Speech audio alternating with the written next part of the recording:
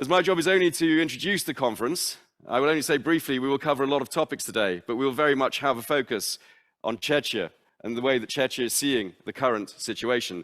And in that regard, we're very glad that we have the Deputy Minister, who is, of course, very, very deeply involved in all of the discussions as a leader of the Czech Presidency of the Council of the European Union. And René will be speaking in a very, very brief moment. But I think it is our duty to let our hosts, the Czech Gas Association, and Veronika Vohlídková, the acting executive director of the Czech Gas Association, to welcome us all formally. Please give her a round of applause.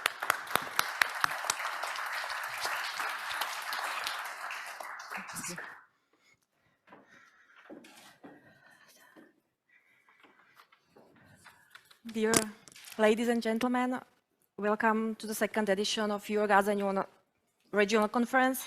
I would like to welcome guests here in the Grandium Hotel Prague and as well those watching conference online. This year was for energy sector extremely challenging.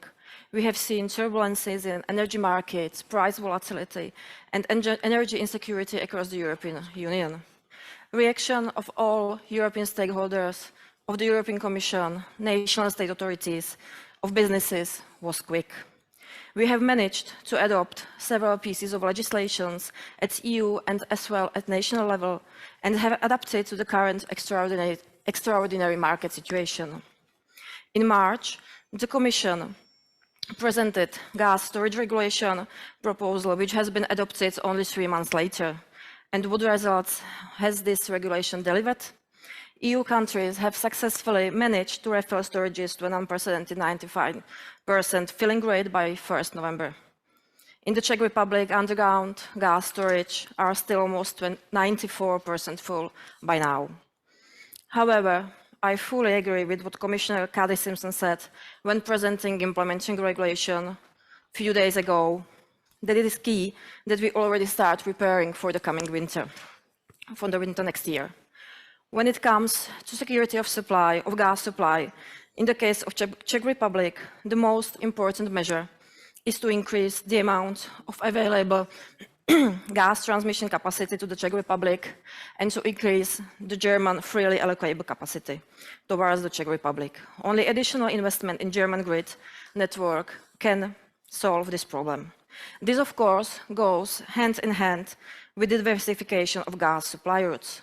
Moving forward from natural gas to renewable and low carbon gases, ample potential for production of biomethane in the Czech Republic will also address future regional security of supply concerns. We have approximately 570 biogas plants in operation that can produce biomethane in coming years. The REPower EU plan sets a target of an additional 15 million tons of renewable hydrogen by 2030, compared to the 5.6 million ton foreseen in the Fit for 55 package. We, in the Czech Gas Association, are committed to work with all stakeholders at EU and member states level to enable the efficient and economic development of hydrogen infrastructure and the achievement of European REPower's energy security and climate goals. The current gas sector is a natural partner on the infrastructure side to facilitate the gradual transition to a hydrogen economy. Notwithstanding, the Czech transmission system operator and Czech distribution system operators are closely working with the other European partners on realizing future hydrogen economy in European hydrogen backbone or Ready for Hydrogen initiative. The gas system and transport infrastructure will play a very important role in transporting hydrogen and decarbonization of the Czech Republic's traditional industrial regions and Czech economy as well. Gas infrastructure operators can build on several decades of experiences in gas network development, and they also have the technical and commercial expertise for future transport and storage of hydrogen and its mixtures. In order to kickstart the development of a hydrogen economy and simultaneously to reduce CO2 emissions, the transport and distribution of mixtures of hydrogen and methane is expected to be the simplest and cheapest solution, while in later phases, the transport of pure hydrogen is likely to be the best option. Ladies and gentlemen, it's obvious that our sector, gas sector, is facing different urgent challenges.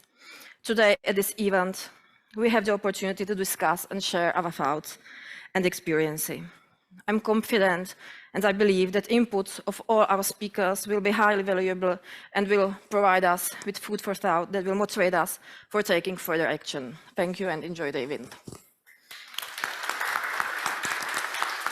Thank you, Veronika. Very good. Thank you. Thank you, Veronika. Indeed, I think we can share those sentiments, and we are indeed looking forward to a very good discussion today.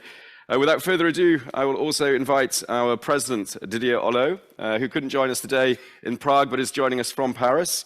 Didier Holleaux is the executive vice president of ENVI and the president of Eurogas. Didier, good morning, and please, the floor is yours.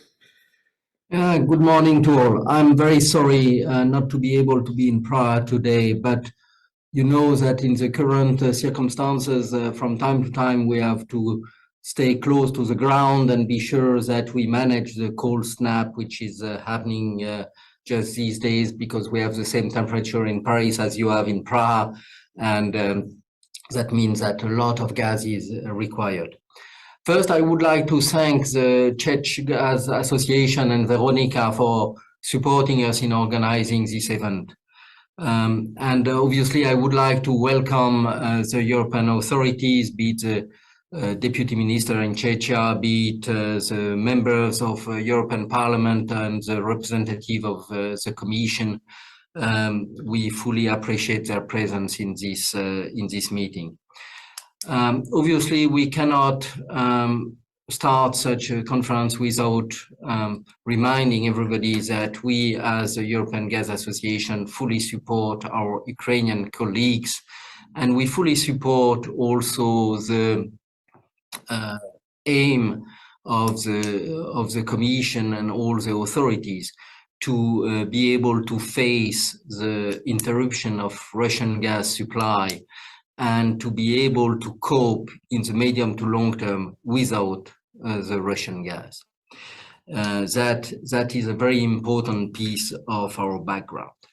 This unusual time has led, as James just mentioned, not to a wave, but really to a tsunami of new gas legislation.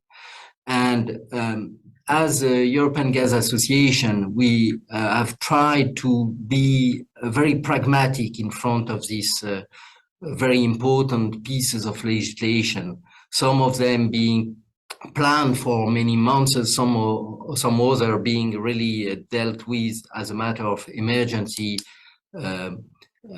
council after council. So we try to be very pragmatic, try to be constructive and find compromise for the short term, while always keeping in mind the long-term picture. And the long-term picture, as the title of the conference reminds us, is that gas has a very important role to play in the energy transition in Europe. And therefore, whatever we do in the short term should be done while keeping in mind this role of gas in the energy transition. In that respect of being pragmatic, we support the fact that member states has to put in place support for customers to help them face their bills, because their gas and power bills are just unaffordable for many of them. And as an industry, we must recognize that no industry can thrive while its customers are suffering or even dying. And therefore, we think it's important. Because we think it's important that customers are supported, we also have to accept that there are some exceptional contribution, and the capture in infra-marginal rents are part of this part of these measures that we would not consider as appropriate in normal times, but that we have to accept in times like the ones we are living in. So we fully support this type of action. We try to find constructive position and compromises in order to allow the gas market to be adapted so that we can face the current situation. As an example, Eurogas supports the idea of organizing joint purchasing of gas because we think that's one of the tools that we need to be able to implement in order to face the current situation. But in order to allow this to happen, we really need to make sure that we get the right condition to do so.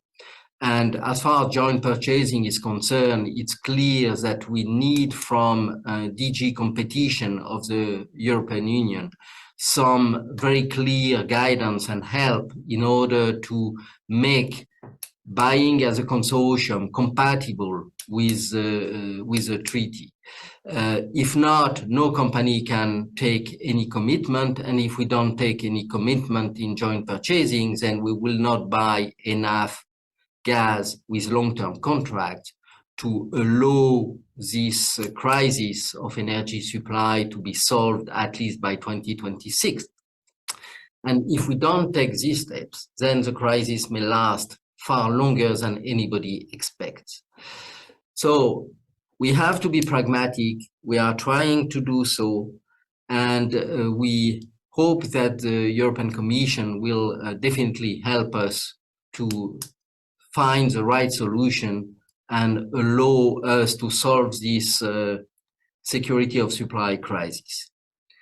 Finally, a last word. In this crisis, there is also an opportunity for the European gas industry. And this opportunity is that we have an occasion to demonstrate that biogas, biomethane, is a realistic and not so expensive option in order to ensure a significant security of supply of the European Union. Most of the countries of the European Union have a strong agricultural activity. And if there is agriculture, there is agricultural waste, there is a potential for intermediate crops, all that is a huge potential for biomethane. And we fully support the target of the Commission to produce 35 BCM per year of biomethane by 2030. And we urge the Commission to also support the target of 150 BCM of biomethane by 2050. That will be a very significant step towards security of supply of the European Union. With that, I just want to wish you a very fruitful meeting and thank every participant for being today either online or in Prague to contribute to this reflection on gas and the energy transition. Thank you for your attention.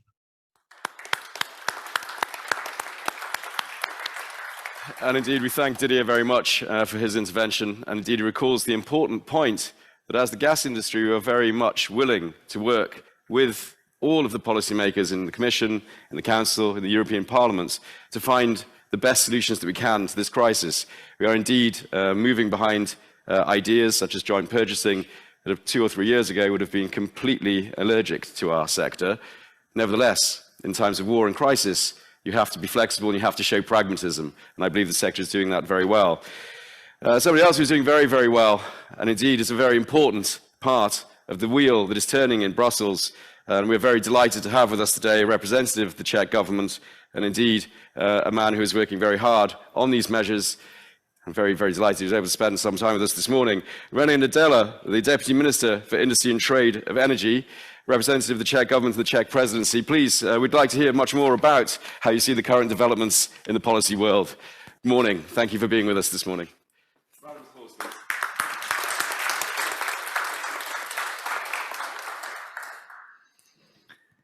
Thank you. Thank you very much.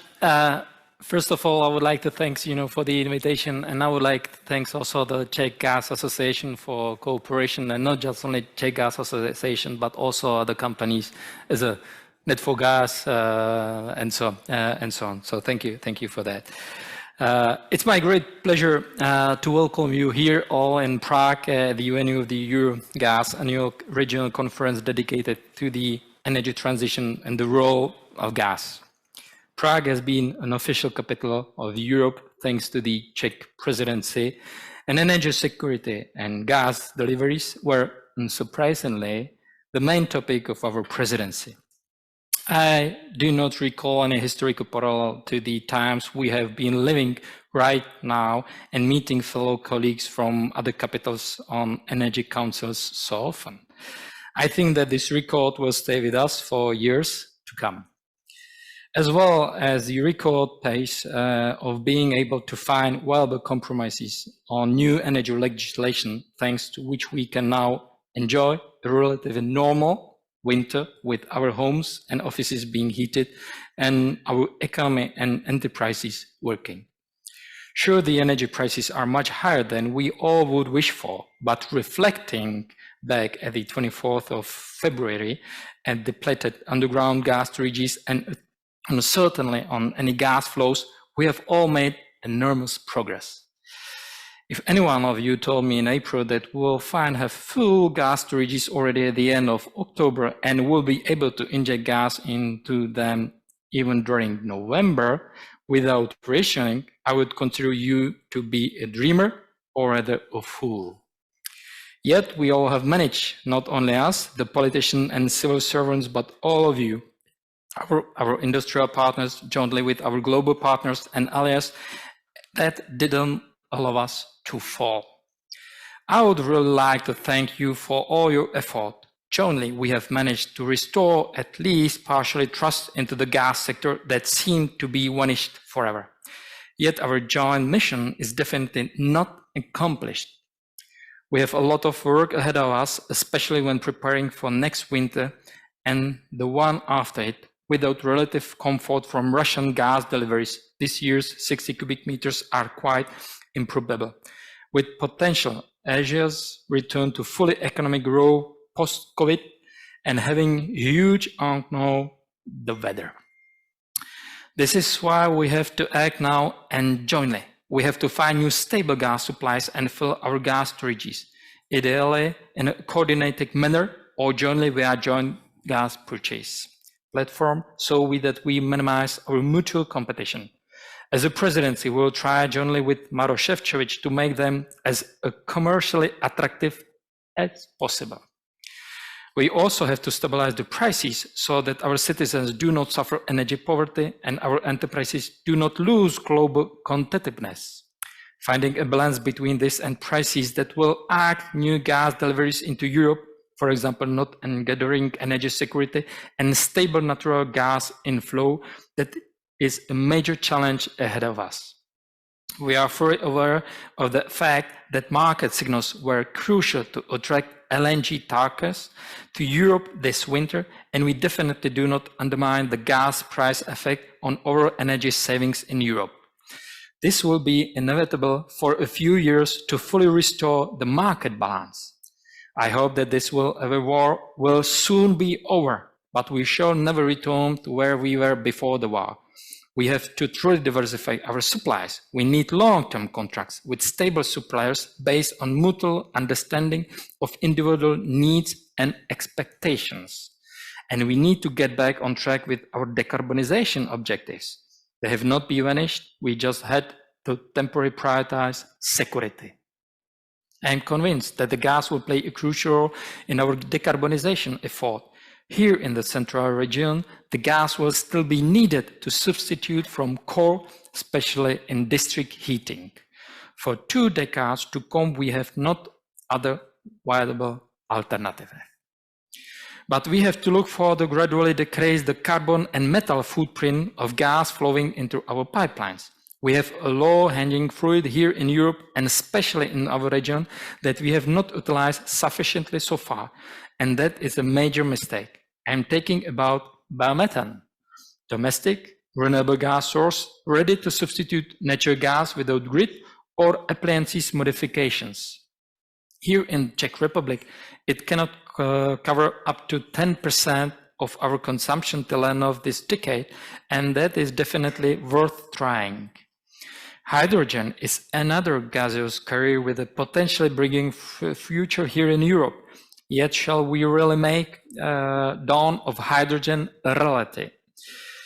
We have to make it wisely, not being too picky. We shall be as technologically neutral and cost-effective as possible.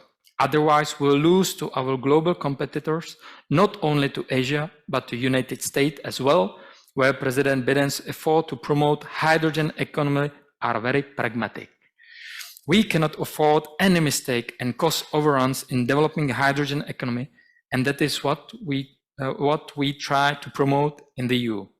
Ladies and gentlemen, I wish you a nice stay here in Prague, enjoy this unique Christmas time, and of course, have a good discussion during this morning session. Thank you. Thank you very much, Deputy Minister. Lord, Really appreciate it. Thank you for much. coming today. Indeed, I think we have to say that we must also congratulate the Deputy Minister for a very, very good Czech presidency so far. Indeed, I'll use your words, there is no room for fools or dreamers. We need doers. And your presidency has done exactly that. You've done a lot. And I think you and your compatriots can be very proud of what you've achieved. And certainly in Eurogas, we recognize that. 2009 was also a very good presidency, also in the difficult circumstances in the gas sector. But yet once again, you've risen to the challenge. As I said, we thank you greatly for joining us this morning. And I will say that we are looking forward to continue working with you even after the presidency. So thank you for that. I will move to another doer, someone that we know well in Brussels, Cristina Lobillo Borrero, the director of the Energy Platform Task Force, who has also actually achieved very much this year. And Cristina, we're very glad that you're with us today. As I said, another real doer in the energy sector at the moment. We'd be very interested to hear your views of how you see things developing and possibly also the long-term view for the gas sector. Good morning and welcome from Prague. We're very glad to have you join us this morning. Thank you. The floor is yours.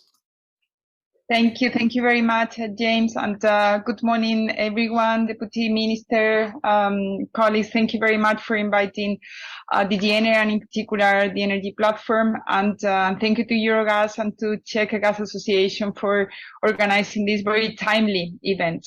I would like to give you three main messages today. The first one is just to let you know where we are to tackle the crisis of the energy sector, what we have done, then in particular where we are in the platform, in the different work streams that we are developing, and finally a message on how to further cooperate together in these very challenging times.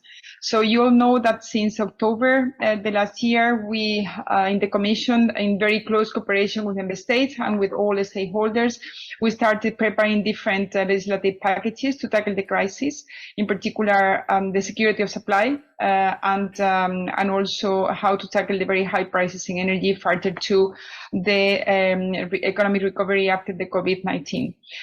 We have so far prepared 7 legislative packages. 6 of them have been already adopted, also with the Council, and we are now in the process to adopt the last package that I will comment now on it. We plan to the Council to discuss and to get the package adopted on the 13th of December, and also the European Council, our leaders will discuss on some of these elements on the 15th and the 16th of December here in Brussels. So as you know, the situation of the energy prices was very much aggravated with the unprovoked invasion of Ukraine by Russia. This also created very tight situation of a gas supply in the European Union, due in particular to the commitment that the European Union took to get independent from the Russian gas. You are also very much aware that Russia, in particular Gazprom, they took individually decision to cut gas supplies to the European Union in different steps. And I want to share one important figure with you. 1 year ago, we imported 40% of all the gas that we import in the European Union came from Russia. Now this figure has decreased to 7%. And we have done so trying to replace this Russian gas by most reliable supplier. We have worked very intensively with our international partners who could help to this regard. In particular, we have worked with the US to import more LNG. And this year, the figures that I can share with you is that we are close to 50 BCM compared to the 22 BCM that we imported the last year. But we are also working with very closely, doing this international outreach with other suppliers like Azerbaijan, Algeria, and Norway, and some African countries as well. As Deputy Minister mentioned, and our Commissioner has also repeated in many of her speeches, we are safe for this winter, but we need to work to ensure security of supply for 23 winter and 24 winter. And these are the work that we are doing currently. This is the second point of my intervention. You know that the 18th of October, the European Commission adopted a package of proposals aiming at enhancing our solidarity framework to increase transparency in the energy market and also to deal with price volatility. On the 9th November, the Commission also adopted a mechanism to faster permit granting for renewables installation in the European Union. And also the 22nd of November, this market correction mechanism that we are now working with member states. On the 18th of October, the Commission also adopted a proposal for putting into action the energy platform that I will comment briefly now. And as Didier said before, it's true that maybe, or James, I think that you also mentioned as well, that almost, 2 or 3 years ago, nobody would believe that we in the European Union will put in motion this mechanism of joint purchase of gas. Maybe before commenting on that, I would like to repeat one important message with you, is that when it comes to getting independent from the Russian gas, we need to act in 2 different fronts. The first one is to replace this gas, this immediate gas need, but at the same time, we need to accelerate our energy transition. And here, as you all know, we need to act in particular on our 2 energy core policies, is renewables and energy efficiency. On energy efficiency, we have increased our target, but we have also acted on specific energy savings, gas demand reduction, in particular 15% in the European Union. And we have also on renewables increased the target and to set the specific figures on biomethane and also on renewable hydrogen by 2030. So we are working all these different areas, and I wanted just to make that clear that it's a combination of the two work streams. So immediate replace of gas need, but at the same time to accelerate our energy transition. And allow me to give some comments or some ideas and suggestions on the European Union energy platform that we are now working very, very hard to make it happen. So a part of the international outreach, we are in the process to get the regulation adopted, where we plan to work on demand aggregation and also to create a consortium or consortia in order to be able to buy or to go for joint purchase of gas. All these joint purchase and demand aggregation are now on voluntary basis, but we have introduced a compulsory element for member states is that 15% of the gas that will be used to fill in the gas storage will have to be aggregated through the platform.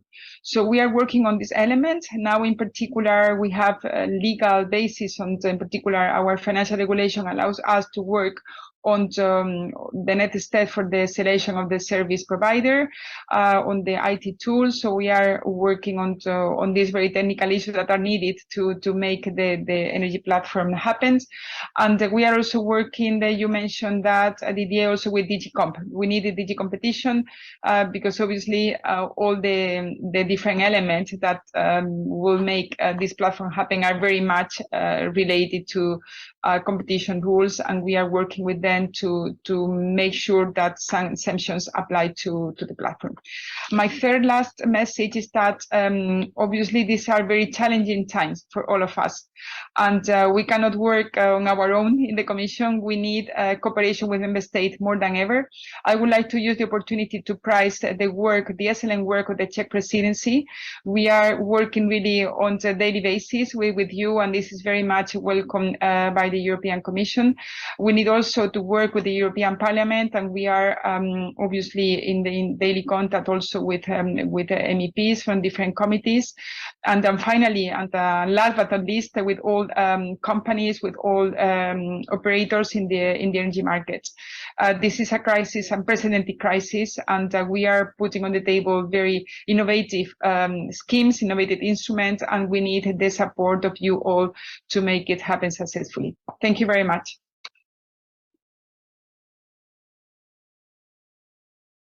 Thank you very much, Cristina. That was indeed a very comprehensive overview of the dramatic amount of work that has been going on in the face of this emergency. And I will only reiterate the point that indeed in Eurogas and the Czech Gas Association, we stand very ready and willing to work together with the policymakers to find the best way forward that we can. Using the word solutions is rather probably a little hollow. Things are very difficult and we must accept that. But we will be pragmatic, as I've said already 2 or 3 times today, because that is what is required of us. Our last keynote speech is from MEP Alexandr Vondra. He is also not able to join us today, but he has sent us a message. And so I'd be very happy if we could play that message now. Thank you. Dear friends, thank you very much for inviting me to your event. Unfortunately, I cannot attend you in person, so I'm addressing you remotely. I have to begin by recalling our solidarity with Ukraine, the bravery of its people in the face of unprovoked attack by Russia.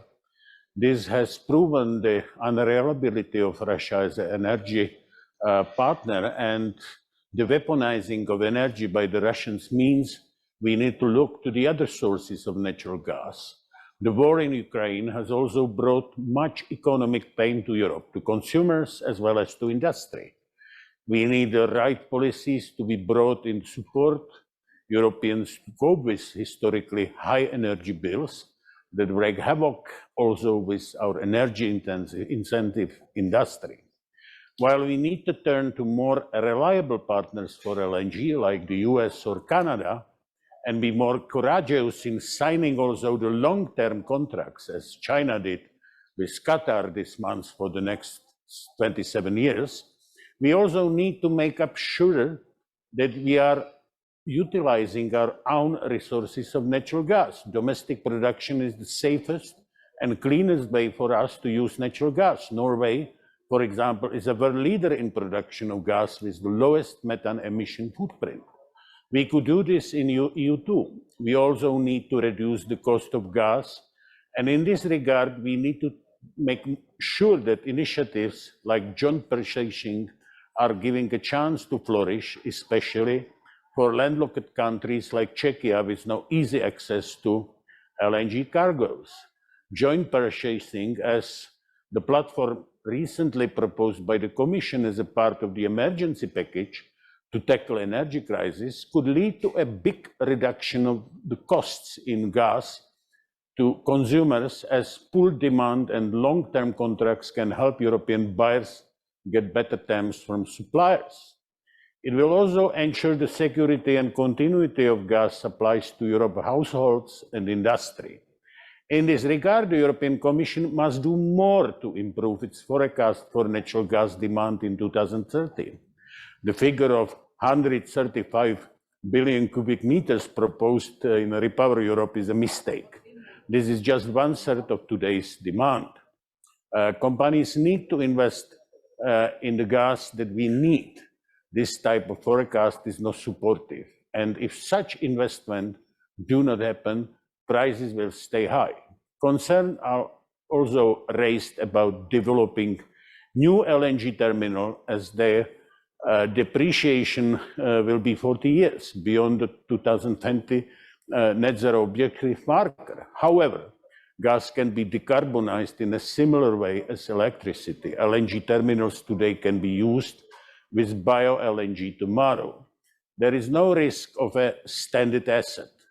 This leads me to a final point, that we need to invest in hydrogen and biomethane, just as we do in solar and wind. Hydrogen and biomethane can be European products which will not lead us to a switch on dependency on energy from Russia to another one on electricity technologies from China.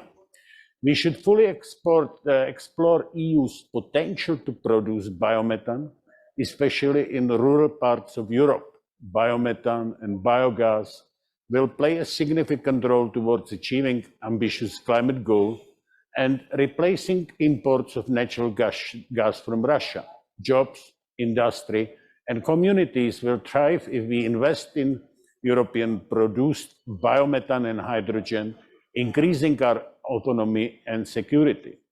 The gas package should recognize this and speed up the deployment of these climate-compatible energies through providing certainty and a framework for investors to back these technologies. Targets and incentives can deliver the required volume of these gases quickly and affordably.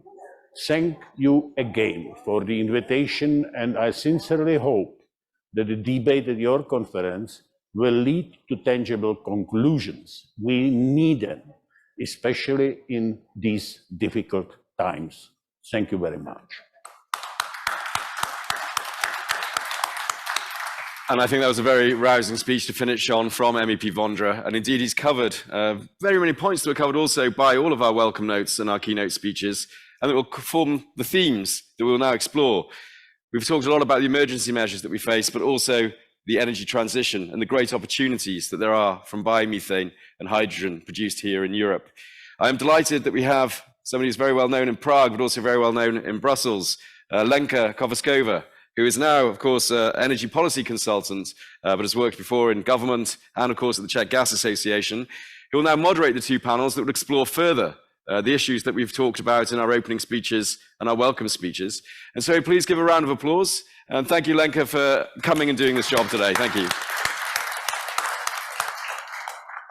Great pleasure to have you with us. Thank you, Lenka. Regret. No, I don't think Did so. you engage me? If yes, then I apologize in advance.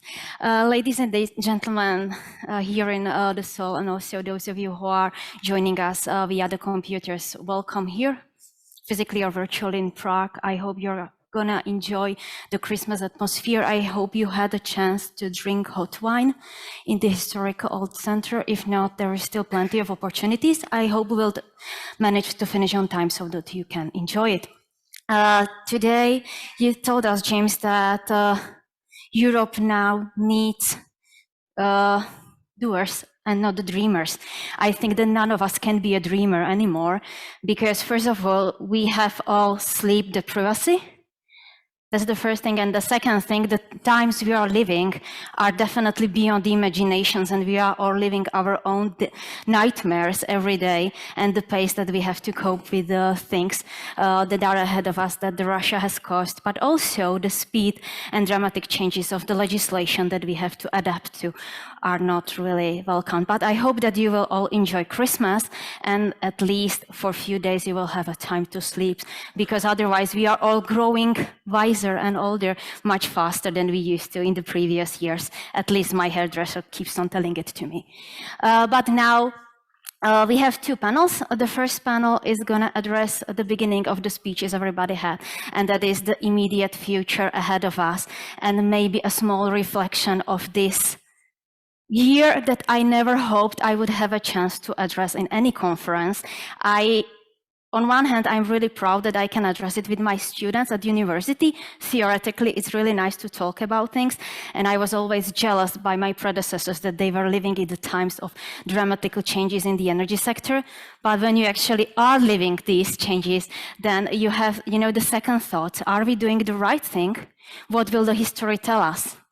Are we not going to cause further damage, collateral damage, by the good intentions? And definitely, I think, besides the one guy, tiny guy, with big intentions, we all have good intentions. But I'm really happy that you picked up a really great panel for this. And let me welcome the panelists. Please, could you join us? I'm quite scared here being alone. Please. be seated next to me. I will sit down. I have high heels. It looks nice, but it's not comfortable. Oh, now it's much better for me. So let me welcome you. Paul was Director General European Aluminium.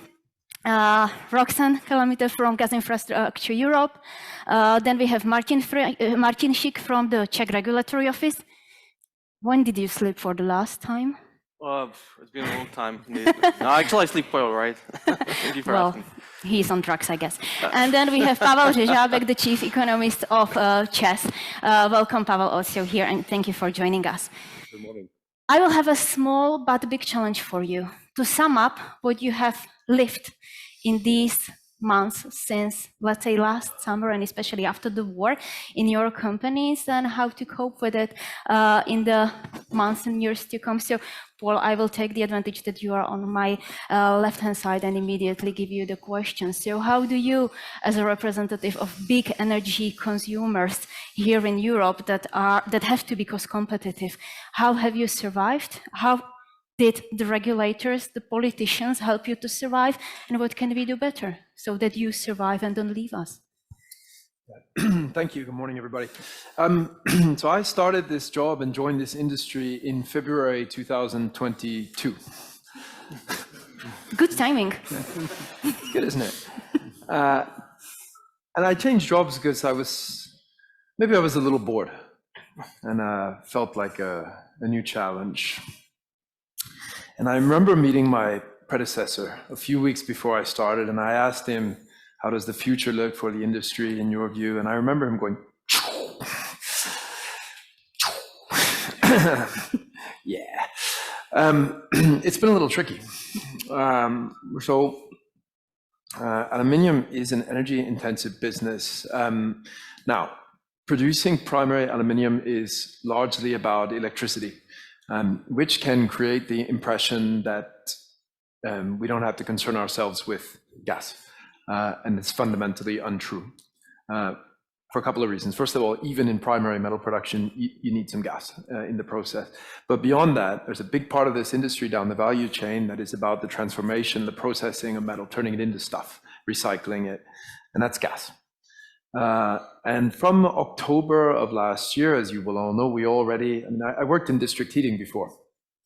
So I'm quite familiar with all this and spent a lot of time previously thinking about gas and gas prices. And from October, James and I are old friends, and we would see each other sometimes, and gas prices look a bit funny at the moment now. And this sort of went on and on and on. And then obviously the war. But I think it's important to say this issue with gas prices didn't come about exclusively as a result of the conflict. Anyway, our installations, our guys are used to paying 20, 30 euros a megawatt hour. And suddenly they were calling saying, don't you think 200 a megawatt hour is a bit high? And my first worry when this started was about supply. Are we going to have access to the gas we need? And that's actually what we talked about most of the time. What if there's rationing? What if we have to curtail? Our processes do not lend themselves to being switched on and off. So a regular permanent supply of gas at a reasonable price is a fundamental precondition for the functioning of this business. Gradually, I stopped worrying quite so much, at least for this winter, about access to gas and started worrying a lot more about the price. And it is nothing less than catastrophic. Depending on how well people are hedged, they're having to dramatically curtail production and at least talk about the prospect of having to shut down and relocate. So it's very, very serious business indeed. And we need short-term solutions of the type that we've discussed today, even if I think the problem we're dealing with is primarily one of physical shortage. So I don't see a magic solution in the short term, and as others have said, to accelerate the transition so that we can be less dependent, especially on imports from Russia. So it's not been great. Well, my mom always keep on telling me, be careful what you wish for, because you might get it. And I think that you are the reason why we are all suffering, because you were too bored, you wished for more excitement. Yeah, I am sorry. Next time, be more humble, please. Ladies and gentlemen, I have forgot one thing. I'm extremely curious, but I'm sure you're curious still. So those of you who are here, you can then just raise your hands for the questions, and those of you who are over there in your computers, you can use Zoom. I have a tablet, it's not a TV, and I will try to give as much floor as to you for your questions, and I will try to be silent. which is impossible. Thank you once again, Roxanne. You had quite a boring business as well in the past. You had the physical infrastructure or big holes in the ground representing, and the business was pretty predictable, thinking long-term, quite frequently being regulated. But I think that you had quite a lot of excitement as well to fill the holes or fill the pipes with the molecules flowing, probably from kind of different areas, geographical. And so how was it? And do you think, are we progressing fast enough? And what would you expect the Czech presidency, the Swedish presidency, and the politicians, how to help you, not only to prepare for the existing winter, which we all hope we are going to survive now, maybe with more excessive prices than hoped for, but especially for the winter to come and the next one? Thank you very much. Good morning, everyone. Indeed, in our industry, there is never a dull moment, but I hope we've entertained Europe with really good solutions so far. And as gas infrastructure operators, we are ready to bring back energy stability to Europe. And we are planning to do that in stages, in the short term, medium term, and in the long term. Now, in the short term, that is until after this winter. First, we've already delivered new LNG regasification capacities. Since Russia's invasion into Ukraine, European LNG terminal operators have increased regasification capacities for new gas volumes at places where they can serve the wider EU market. Since the beginning of the year, we've regasified 75% more gas compared to the same period last year. Second, by 1st of November, we've already delivered more than 95% gas in stock. But there is no room for complacency, because this time, the odds were in Europe's favor. We had good temperatures, Russian gas was still flowing, Asia was demanding for less LNG, so all that helped. For the next winter, instead, we really need concrete policy actions from policymakers, and I'm happy to go into more details later on, to fill up the storages in due time for the next heating season. And third, we've already rerouted tens and tens of gigawatts of natural gas from their traditional import and transport routes. Now, in the medium term, we need to invest in two directions. If Europe wants to benefit from this additional gas, then we need to amend the existing infrastructure and build new infrastructure that is ready for decarbonization to ensure a well-interconnected and integrated EU clean gas market. And we have to tackle the many bottlenecks in our existing infrastructure, and notably between Eastern and Western Europe and the diagonal towards Southeastern Europe. Because in the middle of Europe, like in the Czech Republic, this is where you find those bottlenecks. Usually landlocked countries do not have sufficient connections to LNG ports to replace pipeline supplies. And second, we need to accelerate decarbonization with biomethane and hydrogen. The European Commission wants the EU to produce 35 billion cubic meters of biogas by 2030.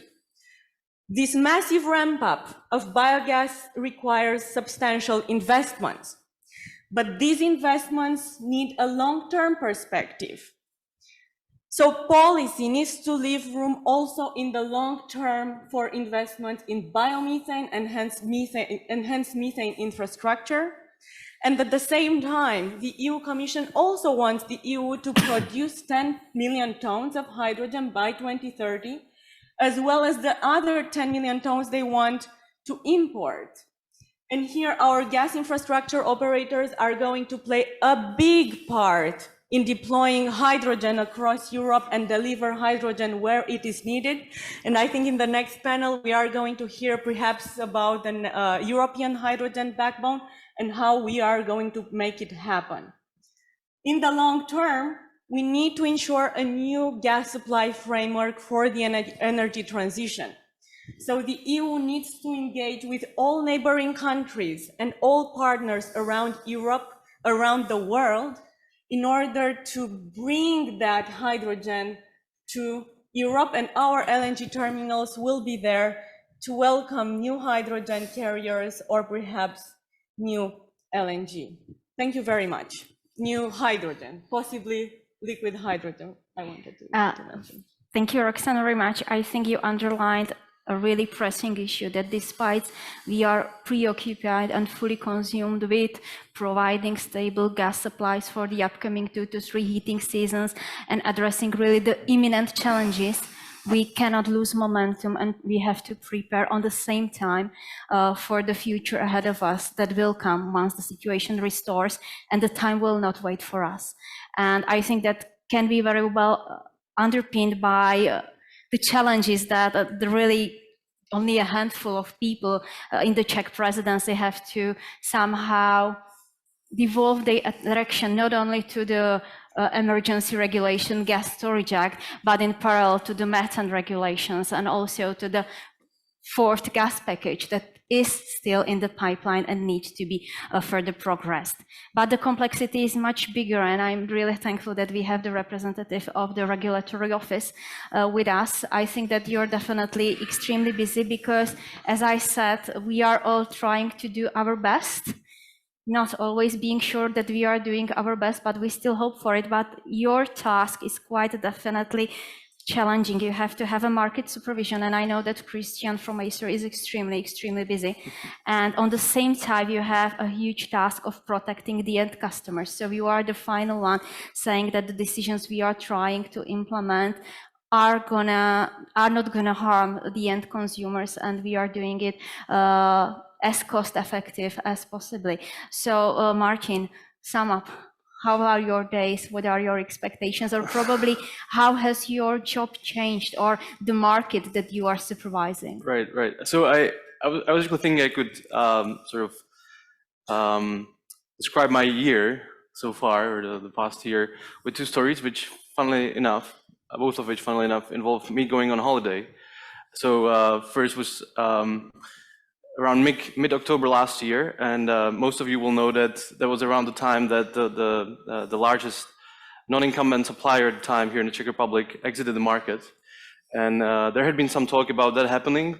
We were sort of trying to figure out what the scenarios for what we could do when, or if and when that eventually happens. And then 2 days before me and my family going on a holiday, they actually exited the market, and there was really craze. We were, people were, customers were desperate.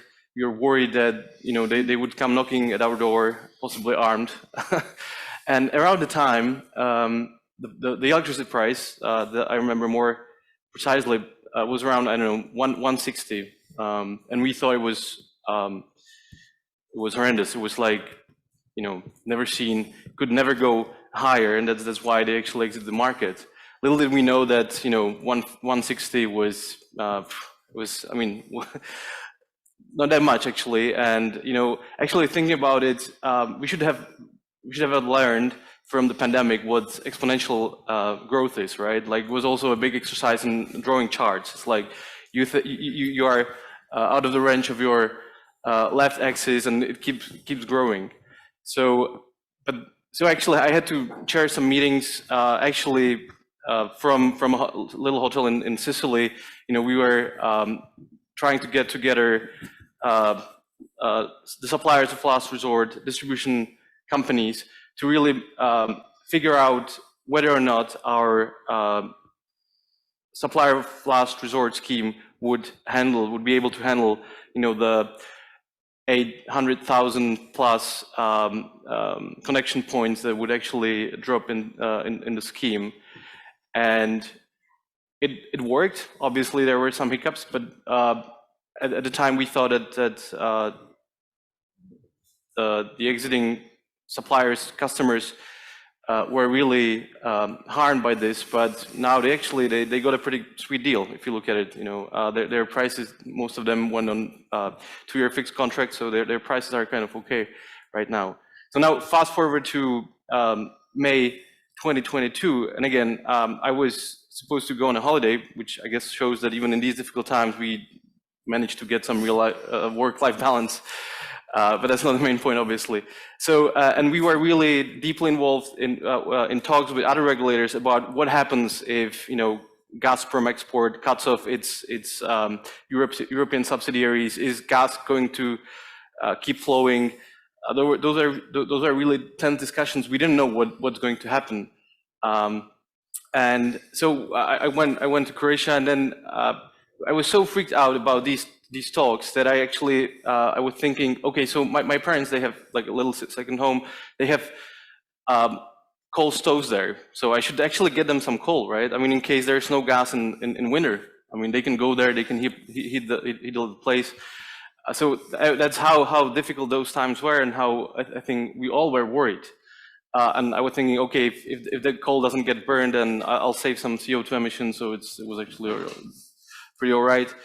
But what I'm trying to say is the market has worked, because I mean, like a year on, I don't think most of us are that much worried about there being gas this winter. There may be some concerns about us having enough gas next winter, but if you look at summer-winter spreads for 2023-24, they are still, I mean, TTF is still a little under, a little negative. Germany is already positive, and I think this year has shown that the wholesale market can work and can deliver, obviously at very high prices, but that's what markets do.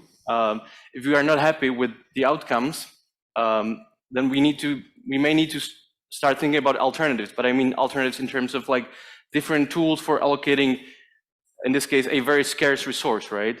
I mean, tweaking the market here and there is probably not going to do the trick, and we may actually end up, you know, with the worst of the two worlds. So that was my point. I mean, the wholesale market, as you know, by and large, has worked. I'm not so sure about the retail market, but it has to do with like to what extent you know, retail customers, especially households, are able to assess the risks that are entailed. You know, if you look at the US, customer choice is not by no means a rule there, and still their wholesale markets are arguably the most developed in the world. So you can have the two. You can have a very efficient tool for allocating scarce resources, which is a market, and you know, have more protection of customers. So that's for sure. Another point I want to make, even for us as a landlocked country, we really need to make sure that we get a handle of how the global LNG market works. I mean, when I used to go to European working groups and people starting talking about LNG, I was like, okay, I can switch off now for a bit, you know, go to the restroom, because it doesn't really concern us. Well, that's not really the case. As I guess people doing oil, even here, I'm pretty sure know a lot about how the global oil market works, and we need to do the same here. So yeah, so I guess it's been a very interesting year, and we are not out of the tunnel yet, for sure. Yeah, I can promise you the next one is going to be even more funnier, I would guess. I am really thankful what you summarized is that basically the market has worked, which when you go to the political meetings, it's quite difficult to explain, because from a political point of view, it's quite difficult to explain the electorate that the market is not working, or the market is working, but there is a scarcity, and the scarcity is causing high prices, which in the times of abundance, we had also really low prices. And I'm afraid that this public and political demand to do something, even though there is no evidence that the market is not working, the wholesale market, I'm not talking about the retail, we will have a lot of fun with it next year. And next time, if you plan to go on holiday, please do let us know that we can somehow enhance the staff in the companies, knowing that something is going to mess up when Martin is out. That would help us a lot, everybody. And now I'm really thankful that we have Pavel with us. Now I'm going to be really nice to you. Please tell it to your CEO. But I think that always, every crisis brings opportunities, and I think that for your company, this crisis proved to be a major opportunity. Definitely, it's not easy for you, but from being a dominant electricity producer and trader here, or retailer here in the Czech Republic, only in a couple of months, you've managed to become quite an active and dominant player in the gas sector, helping the Czech Republic with gas supplies and going into the businesses that none of your predecessors here in the Czech Republic has ever gone. So I know it. I'm not sure that all of the guys and ladies in the audience know it. So Pavel, could you share your experience or your company's experience, how you managed and bridged the crisis that we've been having, and probably what are your thoughts for the future? What could help you to improve the positions and help all of the traders here in the landlocked country in Central Europe? Yeah. Thank you. Good morning. Probably you mean this new business for us. We really entered gas business. We were just a retailer, and with the new situation, it created an opportunity for us. We became kind of an LNG player, a small one, but everybody has to start somehow.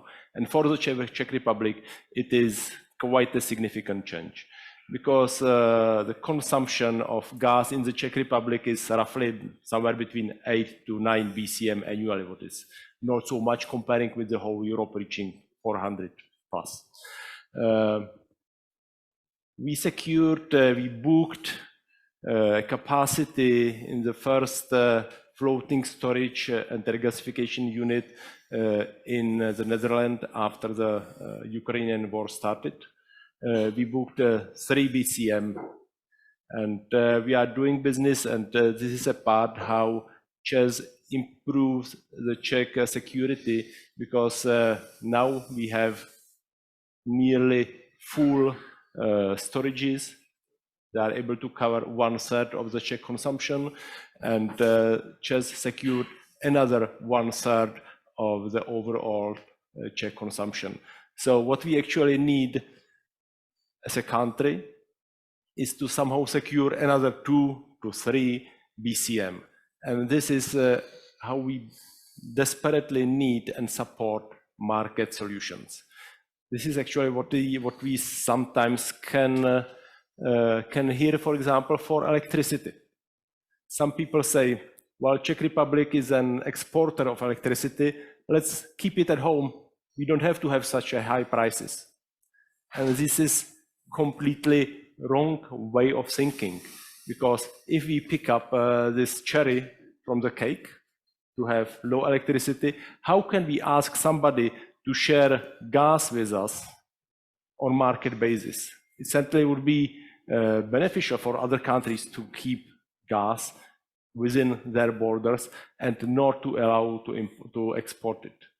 So we really believe that, as it was mentioned, market is working, definitely both in gas and in power. And we believe that it is absolutely crucial for Europe to go ahead with market-based solutions. And one more point, as for the power sector situation, we can really see incredibly high prices. A year ago, we would be absolutely happy to have 100 euros per megawatt hour of electricity. At the end of September, we reached nearly 1,000 euros per megawatt hour. And the question is, why? What happened? Certainly, we were in the middle of the energy crisis, so we made a decomposition. What are the drivers for power price? This is energy mix and price of coal, CO2, and gas. And we can conclude that actually gas and the risks directly connected with the Russian invasion created 95% of the electricity growth. 95% of electricity growth is caused by Putin's policy. It's absolutely clear that we need a reasonable solution for it. It's driven directly or indirectly, mostly by gas and the risks connected with gas business. And we believe that sooner or later, we can expect significant improvement because LNG is coming. Thank you for the infrastructure. And we believe that for these inland countries, landlocked countries, it is absolutely crucial. We observe quite carefully, for example, our closest neighbor, Germany and Poland as well. There are 5 floating storage and regasification units projects in Germany. So we are looking forward to have them in the region and possibly also somehow to participate on this business. We observe what happens in Gdańsk and possibly Świnoujście.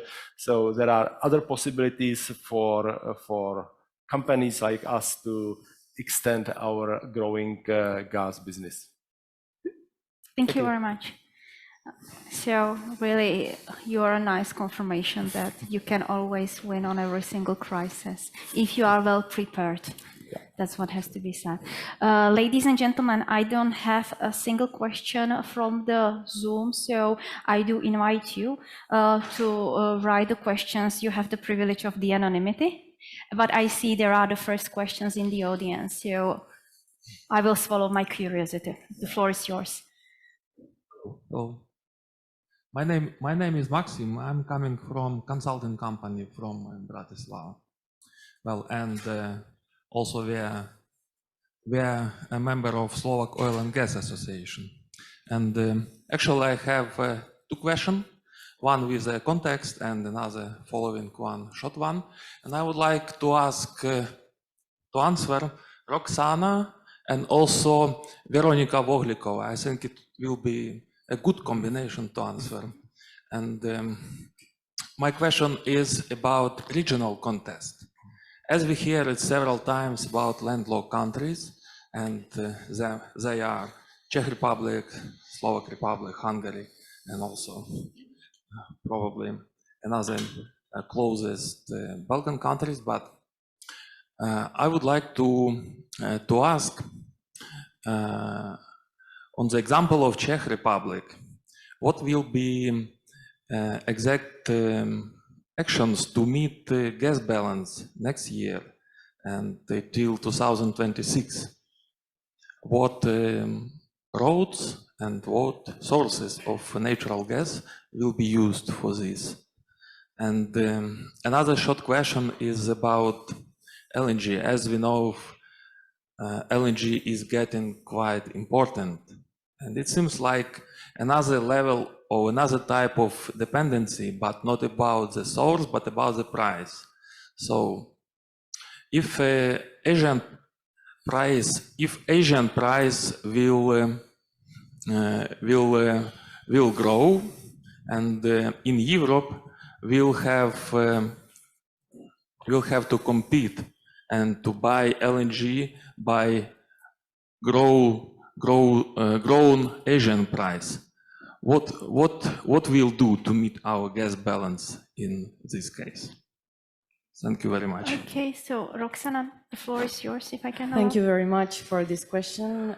If I may, I would like to combine the answer to your question in one whole answer. Sure. So indeed, there are 2 big what-ifs for next winter. First of all is if China's LNG demand recovers to the 2021 levels, and that would capture 85% of the expected increase in the global LNG supply. And the second big what if is if Russia stops gas flows completely. That would also put a big burden on Europe. So how to prepare for this? There will be a mix of everything. As gas infrastructure operators, we will deliver on our action points, but we need support from authorities. So with your help here in Czech Republic, we hope to make them happen. So first of all, we are going to continue increasing regasification capacities around almost all EU shores. But for that, we also need to simplify the regulatory red tape and environmental permitting, which are holding us back. We are going to increase transparency in the market so that shippers know where they can send more LNG ships. And for that, GIE is a very well recognized organization at the international level for their transparency platforms, ALSI and AXI. And we do support the EU energy purchase platform together with Eurogas, and we are actively supporting the European Commission to attract more gas to Europe, cheap gas, hopefully. And at the same time, we need to identify the logistical bottlenecks so that we can bring those additional LNG supplies to landlocked countries. Bottlenecks also at, both at a terminal level, but also in the transport sector. But for that, we need some regulatory leeway and financial support to alleviate those bottlenecks. And of course, storage. Underground gas storage will play a key part in ensuring our gas supplies for next winter. But we need some very concrete policy actions here. So maybe with your support as a consultant, you can take these key points further from this meeting today. So we need to limit immediate filling targets for February and November to preserve customers' portfolios decisions. 100% discount on storage transportation fees and storage bookings to back supply for protected customers. This is what we can do. But there is much more than that, because we are all in this together. So we need to have concrete measures to reduce gas demand.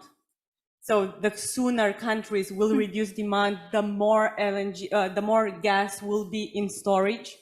We are going to need to diversify all these gas supplies. So we need to lock new deals with Algeria, Azerbaijan, Egypt, the US, potentially Norway. And we are also going to need to rapidly deploy renewables and simplify permitting. And let's pray that also the weather will be on our side next winters as well. Thank you very much. Thank you, But I Roxanne. hope Veronika would have something more specific to add to the Czech Republic specificities. You told everything perfectly in a structured way. I think that all the market participants are working hard to get ready. Everybody knows that the upcoming winter, which will be much more tougher for us, we have to get ready. We are focusing on the gas diversification routes, as I mentioned earlier. We have LNG cargoes coming. Several LNG floating terminals will be constructed in coming months or 2-3 years. So everybody is working hard.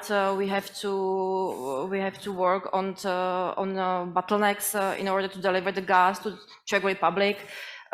Infrastructure in Czech Republic is ready. We have 6 underground storages. So that's it from the Czech Republic. I will take the privilege to also step in, and then I will misuse Pavel Řežábek, or misuse. I will use you, but I have to be more cautious on what I'm talking. Basically, it's not only the companies working extremely hard, there are also the governments. And I think that you have never seen that many ministers globetrotting the world trying to promote the new long-term trades. I think that what's also extremely important is the new initiative from the European Commission. The Norway was the first example for finding a sound longer-term pricing for gas contracts, to have a fair price, because if the prices are too excessive, it's not even benefiting the long-term allies. And this initiative should be continuing. The Commission and Ursula von der Leyen has it as its task. And I can also say on behalf of our government that they are doing their best to try to open the door for the companies and to somehow help them. And Pavel, I will give now the floor to you. Where are you globetrotting and where are you on your shopping sprees for the next years to save the gas for us, all of us? Actually, I had 2 comments, now I have 3. I find pretty important to have long-term contracts to secure what the Europe needs. But actually, it is still a room for standard business because some shippers are willing to sell online almost. So we should stick to both solutions, long-term contracts and short-term business, as we have in the last few years.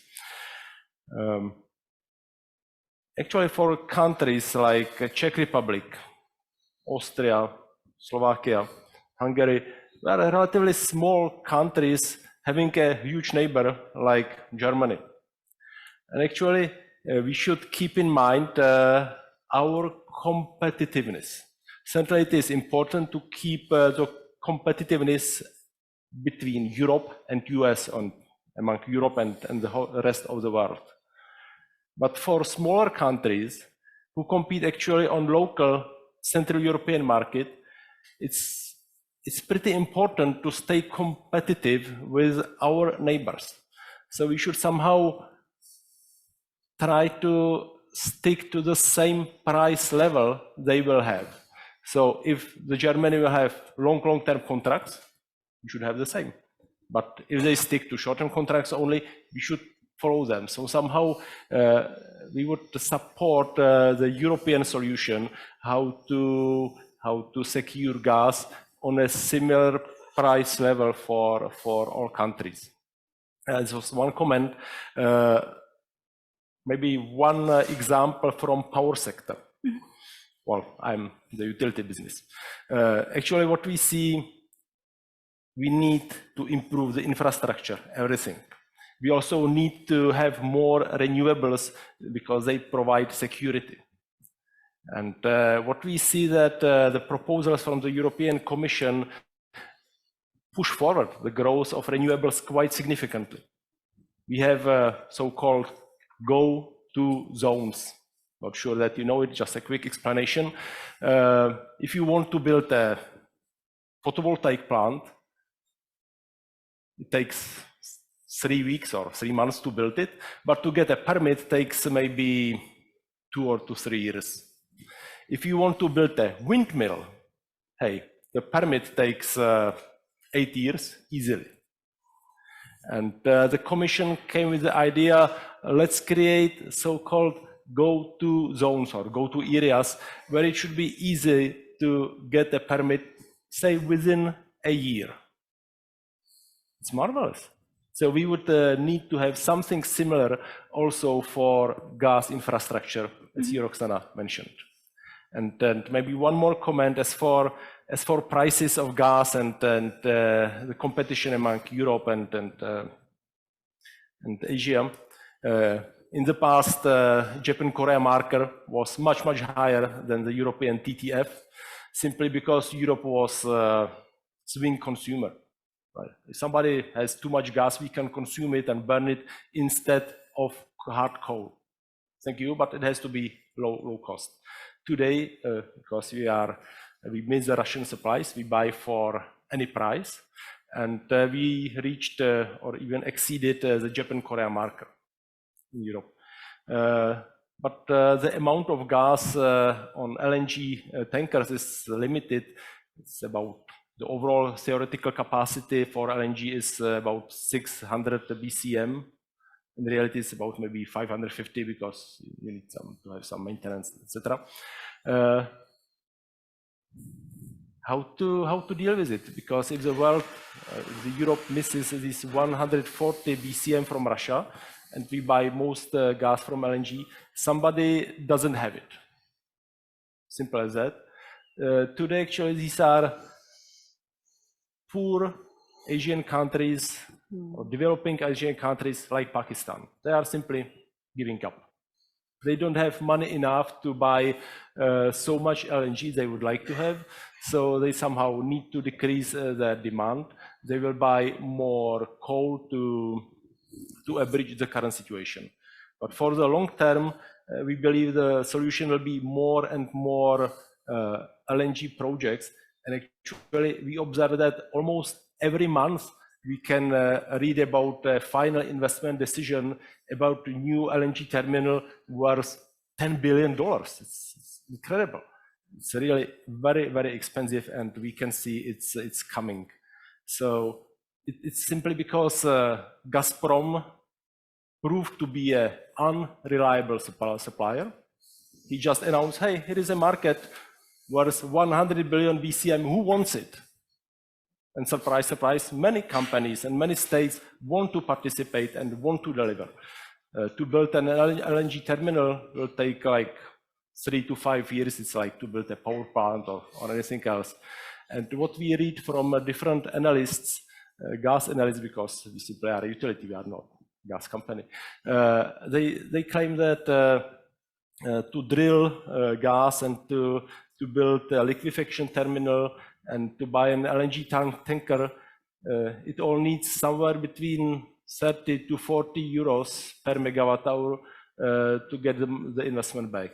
So in the long term, this is what we expect to be the long-term reasonable price of gas.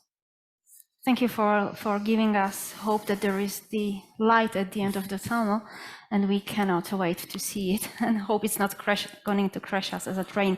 So are there any further questions, ladies and gentlemen? Don't be humble, they are wise. Oh. I will just, if there is anybody else, Martin, and then I will give. Alan, I have one quick question, because the title is Protecting the EU and the Region. And what we have seen is, of course, a lot of government and EU interventions, including even some nationalization of energy assets. So my question is, what's your view on this trend? Because, I mean, it has been fueling a discussion whether critical infrastructure should be in state hands instead of private hands. And maybe that's the first question to you, Roxana, because it's affecting gas infrastructure, but it goes, of course, further into energy infrastructure in general. Thank you very much. Indeed, together with Eric, who is here today in the board of GIE, we've been tackling this question since the beginning of February, I would say March, because we see a lot of state interventions, and that is distorting the market. So, for example, what we are seeing today, maybe we can even name Germany here, that the current model is that they are approaching is very different from what the market knows. So we need to find a very fine balance. I think we are still in discussions there. We cannot come up with a clear proposal or position on this exact topic, but what we are asking the European institutions is transparency, because in GIE we value transparency for underground gas storage, for LNG terminals, and the new projects that are state maneuvered at the moment and deployed are not part of our platform. So the institutions are asking the whole market, please be transparent, but on the other side, European Commission's members, which are the member states, are not doing their homework. So here we are still discussing. Mm-hmm. Thank you for quite an open answer, frank one. Maybe I have a small question to Paul. The Commission's been extremely active trying to promote the joint gas purchases on European platform and doesn't want to engage only big traders, the suppliers, but would like to engage the suppliers, the big consumers themselves to engage, to help to hedge themselves. Do you see that there is an interest in your members, the companies, to become much more active in the gas business and using these new tools that are being introduced by the European Commission, or how do you see it? I think it's a little early to say. There's certainly a growing awareness among our member companies that they'll need to take a far less passive approach to the question of securing their energy supplies than they used to. I mean, for a long time, I think that's one of the problems. For a couple of decades now, the subject of gas availability and price, apart from the odd warning sign that we would get on the Russian front over the years 2006, 9, 12, so I think this isn't entirely a shock. But I think we had such low and relatively low and stable prices that as a large consumer, you could basically concern yourself with running your business and take it as a given that the gas would arrive. Now, all that certainty has been undermined.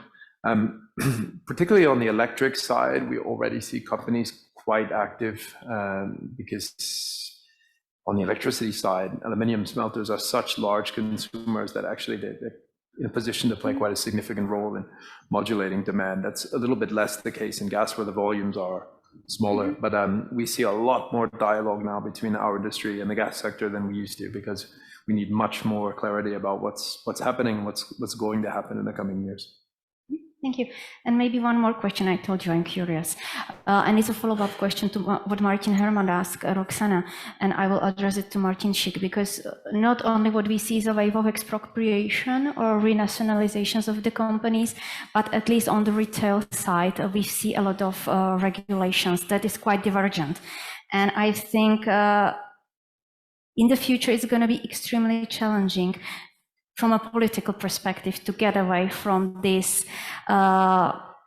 safe haven that we are providing to our consumers, to have some kind of comfort that in the end the state will help you, even though when the situation is normal. So from a regulatory point of view, how do you perceive these steps, and what would you advise to all of us, how to communicate with the politicians so that we are ready once the situation stabilizes to get back to a normal market conditions without price caps that's been introduced finally in the third package, which is already quite a years ago? Or are we already at the point behind no return, and will we have regulations with us for a decade to come at least? Yeah, I think the retail market is a real pickle, right? And we're already on a slippery slope. I was just telling you, before the panel started, that I just don't see a ministry, standing up before the parliament and saying, "Oh, we are going to abandon the price cap." It's just not going to happen for years to come. I mean, the price cap may not be binding, because hopefully the prices will gradually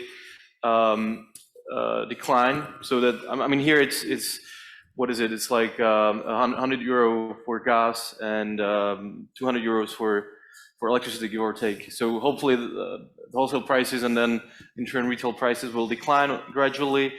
And suppliers will be able to offer or have offerings below the price cap. But still, I mean, even if the price cap is not binding, and as long as the price over the price level is not really like way below the price cap, it will still have effects.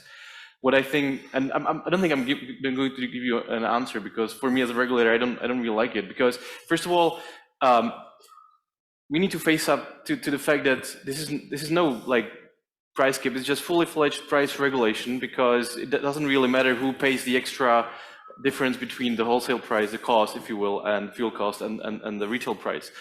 I mean, you end up with the classic regulatory economics issues. There's huge distortions. I'm not sure there's really sort of time consistency, because we're now discussing how to make sure that we get it started, that we have the compensation scheme, right, which is more of a technical issue. But we are all already starting to wake up to the fact that the real issue will be how to exit from the cap, right? Because suppliers will need to start hedging their 2024 supply commitments. They have no idea what's going to happen. I mean, the price cap is supposed to start 3 weeks from now. We don't really have the compensation scheme in place. I've been very close to discussions, and I know it's. I mean, there's no good solutions really. There's just a set of bad options you have to choose from. So, but at the same time, and that's why I think the retail market is such a pickle. I mean, we had to do something, right? I mean, the prices, and for politicians, it's like, okay, we set the price. It's. I mean, let's move on to some other pressing issue. I honestly, I don't know. I mean, and there's no. I mean, I've never talked to a politician about this. I doubt that my boss has. So I don't know. I mean, probably when money starts running out, for this particular scheme, they will freak out and abandon it altogether, which is an implied risk, which I think suppliers even though it's not being talked about openly, I think everybody realizes that.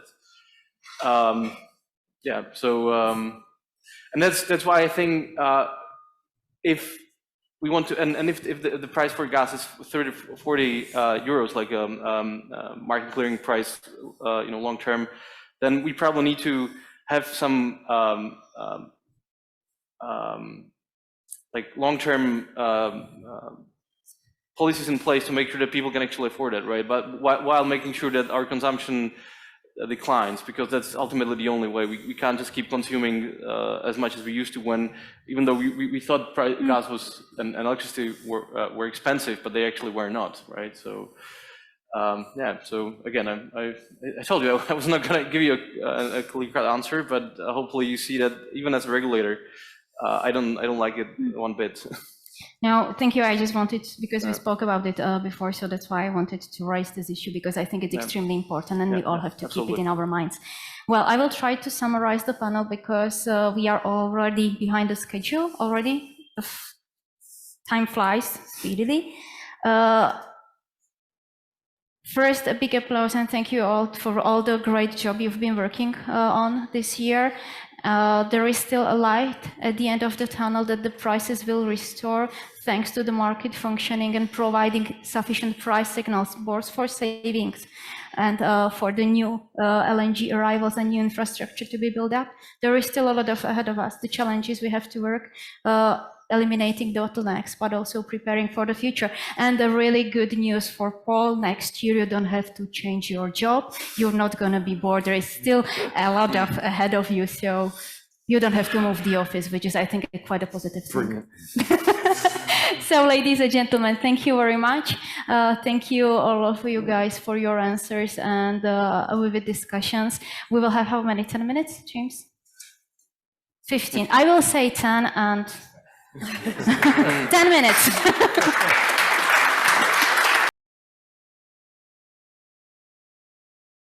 So, ladies and gentlemen, this panel is going to be, I hope, more positive. We should look at the bright side of our future industry. You don't have it in your notes, so now you have time. Change the concept. No, I think we should, because I'm already in a Christmas mood. And if we finish negative, I don't know how many people will turn out to work next morning. And I'm thinking on your behalf that you should have some employees. So we should give them the hope that there is still a future of the gas solutions in Europe.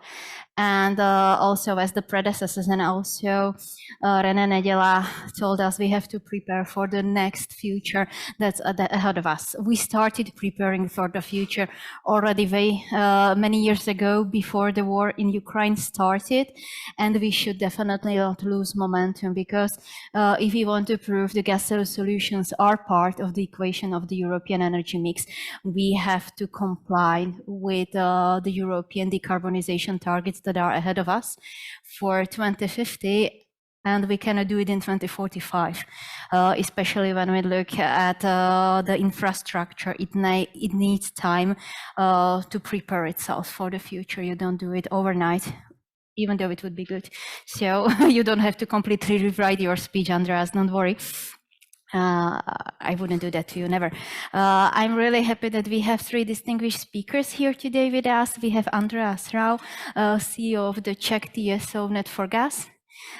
We have Veronika Vohlídková, now her alter ego, being the board member of Czech Hydrogen Platform.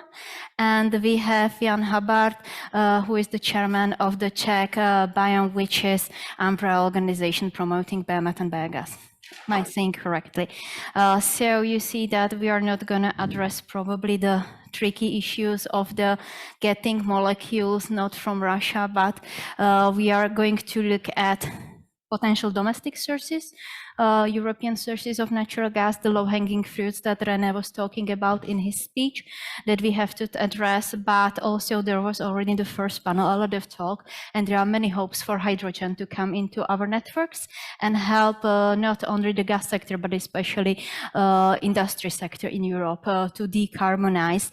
And the question mark is where to get the hydrogen from, and how to get it to Europe, to our country that definitely does not have potential not at all, to be self-sufficient in hydrogen production. I don't think this is only the case of the Czech Republic. The majority of the European member states will have to address the same challenges. So without further ado, I will pass the floor to Andreas, and I hope that during the panel I will get access to the tablet and you still have the chance to ask questions either via Zoom for those of you who are remoted, or just raise hands. So now, Andreas, the floor is yours. Thank you, Lenka. Even if I have to confess that I need to deviate a little bit from your plans and start with three remarks related to the previous panel, which I think was excellent, to be honest. The first remark relates to a statement made by Roxana, which I think summarizes the situation very well. Roxana said, we have achieved a lot in 2022, but there's no room for complacency. And this is also probably touching a bit upon the question raised by the colleague from Bratislava. And I thought it might make sense again to illustrate how big the challenge for next year is by mentioning some numbers. In 2021, we imported 155 BCM of Russian gas, around about 140 pipeline gas, and then 15 BCM of LNG. It's true what Cristina said in her keynote speech at the beginning. Currently, we're talking about 7% relative to total European demand, 7% of Russian deliveries, compared to 40% in 2021. But on an annual basis, the situation is very different. If you analyze 2022, I assume at the end of this year, we will still have around about 60 BCM of Russian gas delivered into Europe, pipeline gas, plus 20 BCM of LNG. And the share or the amount of LNG has even increased in 2022 compared to 21. So we are getting more Russian LNG than last year. So this adds up to around about 80 BCM compared to the 155 we had in 2021. Now, assuming that the current flow rates would continue next year, and this is mainly through the corridors in Ukraine and on Turk Stream, we would be missing, compared to this year, we would be missing at least another 35 BCM to be replaced. In the best case scenario. In the worst case scenario, if Russian deliveries via Ukraine and Turk Stream stop completely, we're talking about 60 BCM to be replaced. So this is the challenge we are facing, and I think it's good to appreciate the achievements and celebrate a bit, but we shouldn't be too relaxed. Now, what was missing in the previous panel is probably the contribution which we expect from gas savings. And again, in 2022, we have been quite successful relative to the 400 BCM of gas demand in the EU in 2021. I think we will probably save at least 10%, and this translates into 40 BCM already. So this will help us, hopefully also next year. And then, of course, more LNG has to be delivered into the EU. I mean, this has all been summarized quite well in the first panel. The second remark I wanted to make is related to our friends from Czech. Of course, you can argue it's a great opportunity for a company like Czech to get involved into the LNG market. At the same time, we shouldn't forget that Czech is a stock-listed company. And purchasing 3 BCM of LNG for a period of 5 years, managing the whole supply chain, booking transportation capacity, storage capacities, is not only an opportunity, it is also associated with certain business risks. And to be honest, I'm personally very grateful that Czech is accepting this challenge and is supporting us in making sure that we still have sufficient gas supplies in the Czech Republic. So big compliments here to Well, Czech. we shall say that they are not totally altruistic, and they have a huge backing by the Czech government. The same backing is being introduced by all the governments, and I think it's fair, because we all share the burden that there is ahead of us. But you said tremendous challenges that they have done and taken risks from many of us, from us. Exactly, and State backing, that's the third element I wanted to address, touching upon a question raised by Martin. Renationalization is a double-edged sword. And I'm also afraid that some of the governments in Europe might overreact here and do more than is actually necessary. I mean, there are some obvious examples where nationalization or renationalization makes a lot of sense and is absolutely necessary even. I suppose the most prominent example is Uniper in Germany. Uniper has produced losses of 11.6 billion euros up to now, simply stemming from the fact that they had to replace the gas volumes contracted under their long-term purchase and sales agreements with Russia by volumes to be purchased on the spot markets in principle. And it's clear that even a financially strong company like Uniper cannot sustain this. So here, state support is clearly necessary. What I'm worried about is some other discussions, for example, in Germany, again, about the hydrogen infrastructure to be owned and operated by the state. I think this is going too far. And again, I'm German by nationality.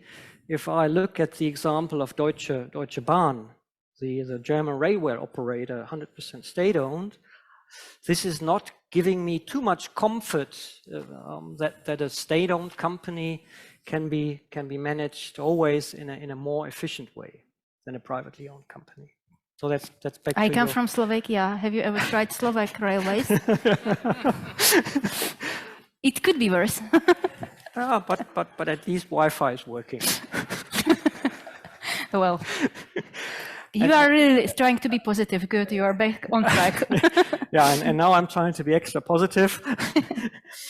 René Neděla, in his introductory speech, mentioned that we need to have a look at the particularities of this region here when it comes to energy supplies. So the CEE region is characterized by two main elements. The first one is we have an extra high energy intensity relative to the GDP compared to the more Western EU member states. And the second one is probably even more important. We have an extra high share of coal in power and heat production. In the Czech Republic, for example, the share of coal is 40%,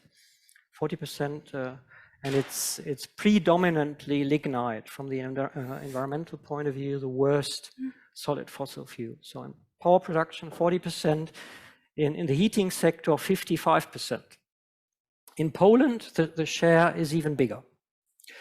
And this means it's only natural that the governments, some governments at least in Central and Eastern Europe, need to focus on the coal to gas shift in their decarbonization policy. This is, so to speak, a low-hanging fruit. And then renewables, renewable gases, I think they will play a certain role in Central and Eastern Europe. But in the short run, their contribution will be limited. I mean, we have to be realistic here. Again, taking the example of the Czech Republic, I think, Veronika, you mentioned the number of biogas stations. We have 570-something biogas stations in the Czech Republic. Total installed capacity, I think, some 370 megawatts. And total output, some 2.5 terawatt hours. This is the order of magnitude. The power and the heat produced is exclusively locally used. So from the perspective of the gas DSOs and gas DSOs, it's off-grid applications. And there are certain advantages, of course. You don't have to purify the gas. You don't have to spend money for compressing the gas to feed it into the DSO or the TSO systems. That's obvious. The disadvantage here in the Czech Republic is not all of the heat is always consumed. So you're wasting some energy. And therefore, probably converting some or even all of the biogas plants in the Czech Republic to biomethane production makes sense in the midterm and long-term perspective. The potential in the Czech Republic is round about 500 MCM of a million cubic meters per year of biomethane production to be reached around 2030. And this translates into around about 5% of total gas demand, which is already something. So it makes absolute sense.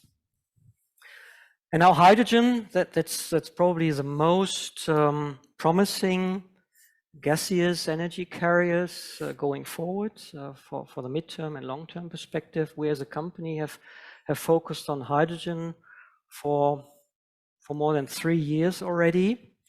We are a member of the European Hydrogen Backbone Initiative, an initiative of currently 31 companies covering 28 EU member states. And the vision would be to have a hydrogen backbone ready by 2040, which would comprise of more than 50,000 kilometers of pipelines. And most of the pipelines to be repurposed, so gas pipelines to be repurposed for pure hydrogen transportation. The overall CapEx needs are around, let's say, 100 billion euros, which sounds like a lot of money, but in fact, compared to the overall challenges we are facing, it's little money in the end.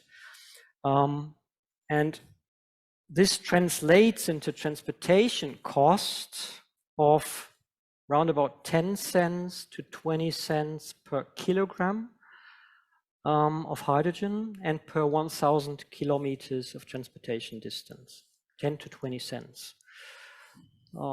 Relative to a target price for hydrogen as a commodity of ideally 1 to 1.5 euros per kilogram to be achieved in the midterm perspective. So the transportation cost will not be a deal breaker. That's my main message today. So all in all, I think gas will still play a very important role in the energy mix in CEE countries, but I think even in Germany, to be honest. And then we need to make sure that when we are installing additional gas-fired power production, the facilities can switch to hydrogen later on. That's I think the vision for the next 10 to 15 years. Thank you, Andreas, a lot. What you said that there is still a lot of space for gas to be used for heating, for electricity production, especially in this part of Europe, including Germany. It's true, but for many years before, I wouldn't say it started with the war, it started last year with the price increases and price speculations, but that was for the first time, and I've been engaging in energy policy in the EU for a decade at least, and every time gas was taken for granted and politicians really didn't care about the gas. Electricity was more sexy, renewables were even sexier, efficiency the best one, but natural gas was always taken for granted. It really deserves attention because there will always be gas, plenty of gas, and the transformation will somehow happen. And when you had the political talks, and only now the reality proved that nothing can be taken for granted, and we have to focus our attention. Now we are focusing maybe too much. If we would relax happily, but it's not possible. But definitely there is a place, and whenever you now go to the big political talks, this is already acknowledged. Logically, maybe the transformation will be delayed because of the uncertainty to have a transformation now being decided. You cannot make the equation ready. So there will be the time of natural gas, but I think that we will have to delay this transformation for a few years compared to the original expectations of all the strategies that we had ahead of us before the war and before the beginning of last year. Now I will pass floor to Veronika. Veronika, there has been a lot of talks and a lot of hopes being given to hydrogen in Europe. I think before the war, it was the big buzzword in Europe. Everybody was talking about it. Maybe something like a Columbus White, nobody really seeing it. So what can we do to improve it? how will we see the future of hydrogen in countries which maybe theory will prevail? Will it be localized? Will we have islands, or will we have pan-European distribution, delivering it from the abroad? And what shall we do to prepare for the hydrogen future so that it's not too expensive, as Andreas said? Maybe the transportation will not be the biggest bottleneck, but what about the prices, and what about the origins, the sources of these sexy little molecules? A lot of questions to answer. I'm paid for it. Well, I'm not paid, I got chocolate. It's even better, don't worry. I'm not complaining. I think that we have a interesting momentum in the EU regarding the hydrogen. The agenda speed up from July 2020 when the European Commission presented the European hydrogen strategy. We have also national hydrogen strategy. We have goals on European level, national level, and a lot of discussions are being held regarding the origin, where the hydrogen will come from. Will be Czech Republic sufficient in hydrogen production? I think that everybody here already heard that we will not be, we will not produce sufficient hydrogen. What we need to also discuss is, and I hope that in later weeks the mindset is a little bit changing. The discussions were held about we need only green hydrogen. I think that the crisis from the summer, from the spring, show us that we really need all sources that will serve our needs. We have been talking that the consumption is lower than expected. It's good, but we have to get prepared. What we are talking a lot on the hydrogen technology platform, because a lot of members are hydrogen technologies companies. We should not forget about the education. For us, it's a topic. We have the same topic in the Czech Gas Association. We are working on this agenda. The school or the educational system here in Czech Republic, and I suppose it would be the same in Europe, is not ready to really deliver us quickly experts that will be needed. So we are facing, I think, the systemic review of the educational system. We have experiences from LNG sector, our member company of Czech Gas Association, but Czech Hydrogen Platform as well, GasNet. They have LNG refueling stations, and even to get truck drivers to get really comfortable for refueling took even after 1 year of using the LNG technology and LNG trucks. There are already, all the time several questions. So we have to bear in mind we are having a lot of discussions about where the hydrogen will come from, how do we get it here, but do not forget to have the people and the know-how ready for it, because it's really combined, and we should discuss also this kind of. Thank you very much. I hope we will get some clarity and the backing once the gas package is approved, so that we know what the environment is and we can really start preparing for it. But what you said, that we need skilled people and attract the people, it's extremely important as well. Ladies and gentlemen, I do remind you of Q&As if you want to, well, to those of you in the camera. Now I will pass the floor to Honza. We've known each other for quite a few years, and we've been trying to promote biomethane for quite a few years. Even though we do keep on saying that it's a low-hanging fruit, we are too small to grab the fruits from the tree somehow, at least, yeah, we did not succeed yet that much as we could. So I will now pass the floor to you. Tell us, how do you see the potential in this region? What should be done, and how you can jointly contribute to producing some gas from a domestic origin, and how to most effectively use it, because the clock is ticking. And thank you, Lenka. I'm coming from a sector representing biogas and biomass producers, so they are basically farmers and some forest workers. So these are the people that are ready to work with some gas. They have experience with operating with biogas plant, and even the conditions are not really very good for transforming CHP plants, biogas plants to biomethane. We have already a second plant in operation that switch. There is not yet support scheme from a state, even it's promised, it's approved by government last September 2021, so it's more than a year ahead. And now we are waiting for notification from Commission. So Commission should just prove that the support scheme is good and it's compatible with EU rights, but they didn't. And we are in a so bad situation that we would appreciate each cubic meter of any gas that can warm up our home, and we didn't get the green light yet. I mean, I don't understand it. I'm a bit skeptical, but it's really nice that we already find some persons that they invest on their own, from their own money. So we are gathering investments.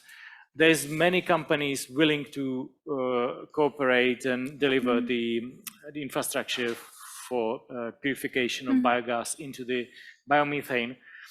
But hopefully the notification, the green light would come soon. You mentioned Czech Republic could produce about 500 million cubic meter of biomethane. We are a bit more optimistic.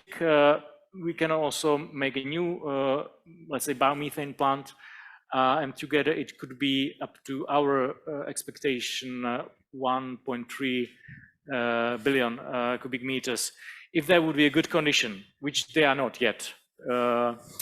So it's really a bit frustrating.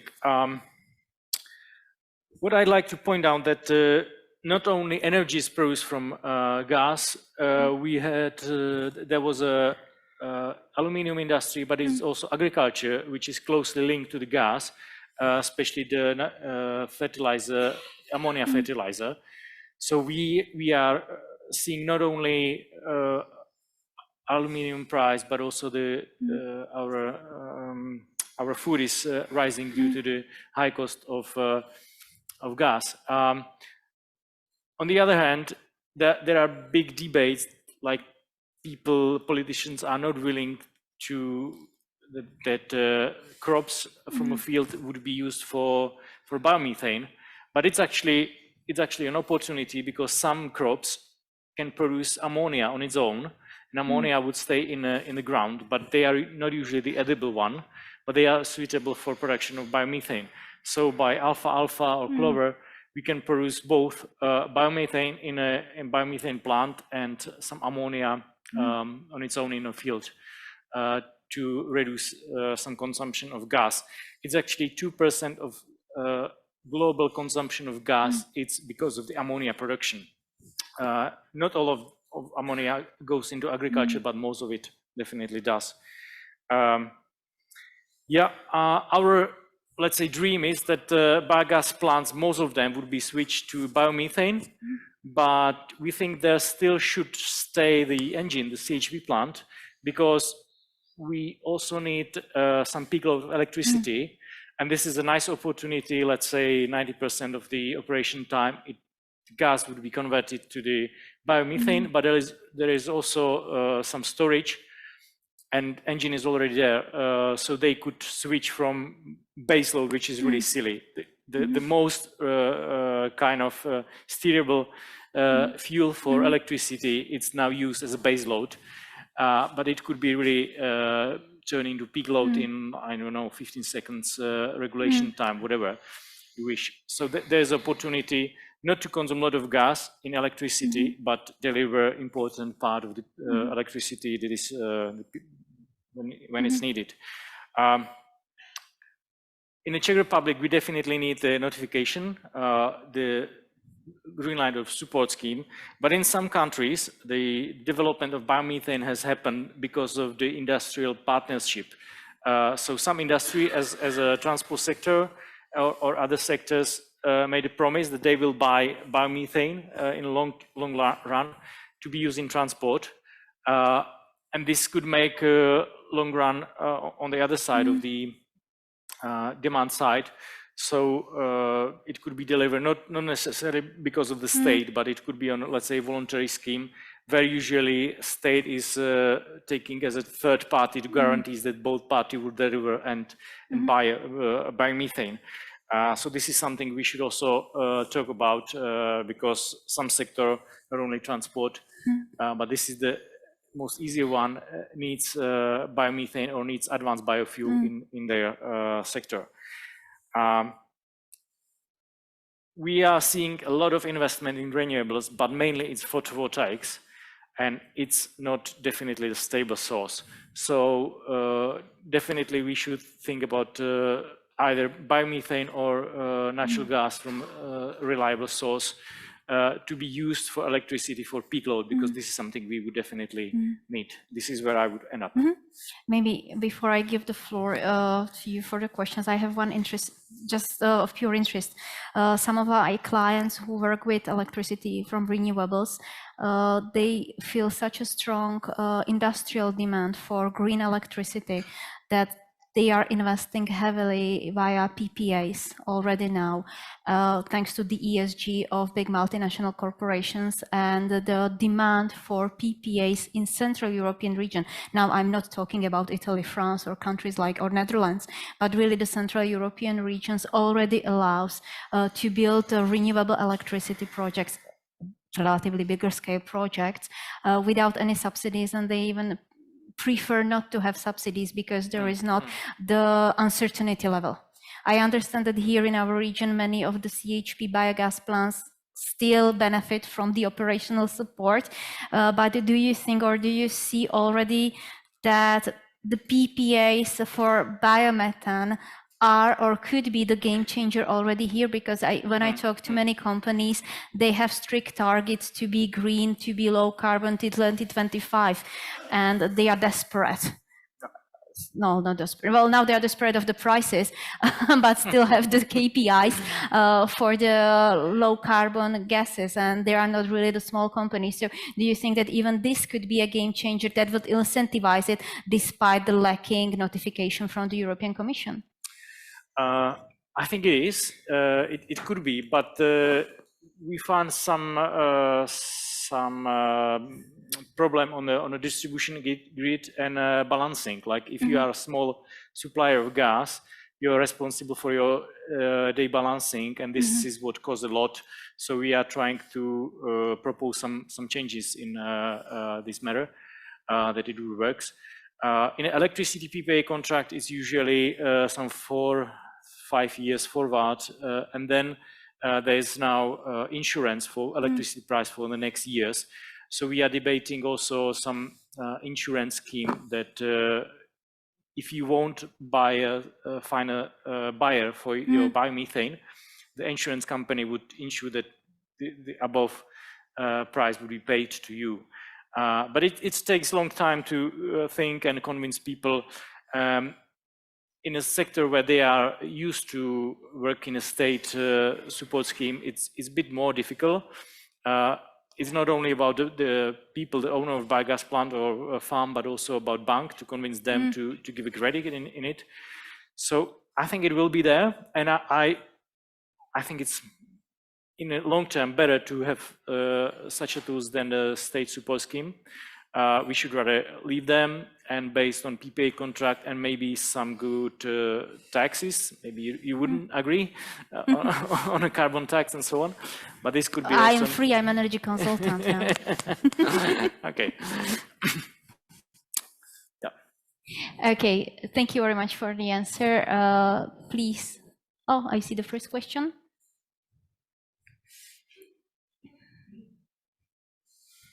Thank you. Thank you for interesting speeches. I'm sorry I just came a bit late, so I didn't hear the first panel fully, but I asked if there was a communication about the diversification of the gas from the different countries, not just Russia. I quite disagree with Lenka's, Ms. Kovačovska remark about that basically the gas was taken for granted in the European Union. I would rather say that it was not taken for granted at all, but they knew that it might happen because it was happening several times, this stoppage, but they couldn't believe it. So that's why they were actually, let's say, trying to develop such policy as diversification of gas or diversification of the distributors of gas or development of the sustainable energy. But now we are here again, and what the actual European Union was trying to refrain from, for example, these calls for environment stability, we're coming back again. And of course, probably here we have representative of hydrogen alternative. We have here the renewable alternative. Also, probably you talk about the nuclear alternatives, probably, but. Still, I want to return to the same question about diversification of gas, which was really paid attention to for, I don't know, 10 or 15 years, for decades within the European Union. So there were, of course, communication about the distribution of gas from Iran, which is quite silly, of course, by now, to think about the stability of the distribution of gas. There was from LNG from Africa. There was built the several LNG storages in CE states, as Svinoustye, for example, the closest one. What about the diversification of distributors? What is of the suppliers? Pardon. So, how are the situations now? Do you really do you think in this direction? Are there possibilities to diversify suppliers, let's say from Central Asian countries or such countries as Azerbaijan or other countries, or it's not in the perspective by now? Thank you. Thank you. We addressed this a lot during the first panel that was more on security, so that's why we are not addressing it in this panel. And surprisingly, being in Prague, we didn't address nuclear at all. It's not our business. Not yet. Maybe, Andras, you touched it already in your contributions that the flows of natural gas have been changing and there are the new sources of gas. So maybe would you like just to briefly comment on it? Yeah, very briefly. I think it's a good question, but I would not completely subscribe to the statement that the European Union has not focused at all on diversifying its gas supplies. I think we've been confronted with a problem which is twofold. First of all, indigenous production in the European Union has dramatically decreased in the last decades. So I think in 21, again, indigenous production in the EU probably accounts for 50 BCM, whereas 10 or 20 years ago, it was more than 100 BCM. And this gas had to be replaced somehow. And the cheapest alternative of replacing this, the missing indigenous production volumes, was, of course, to purchase gas from Russia.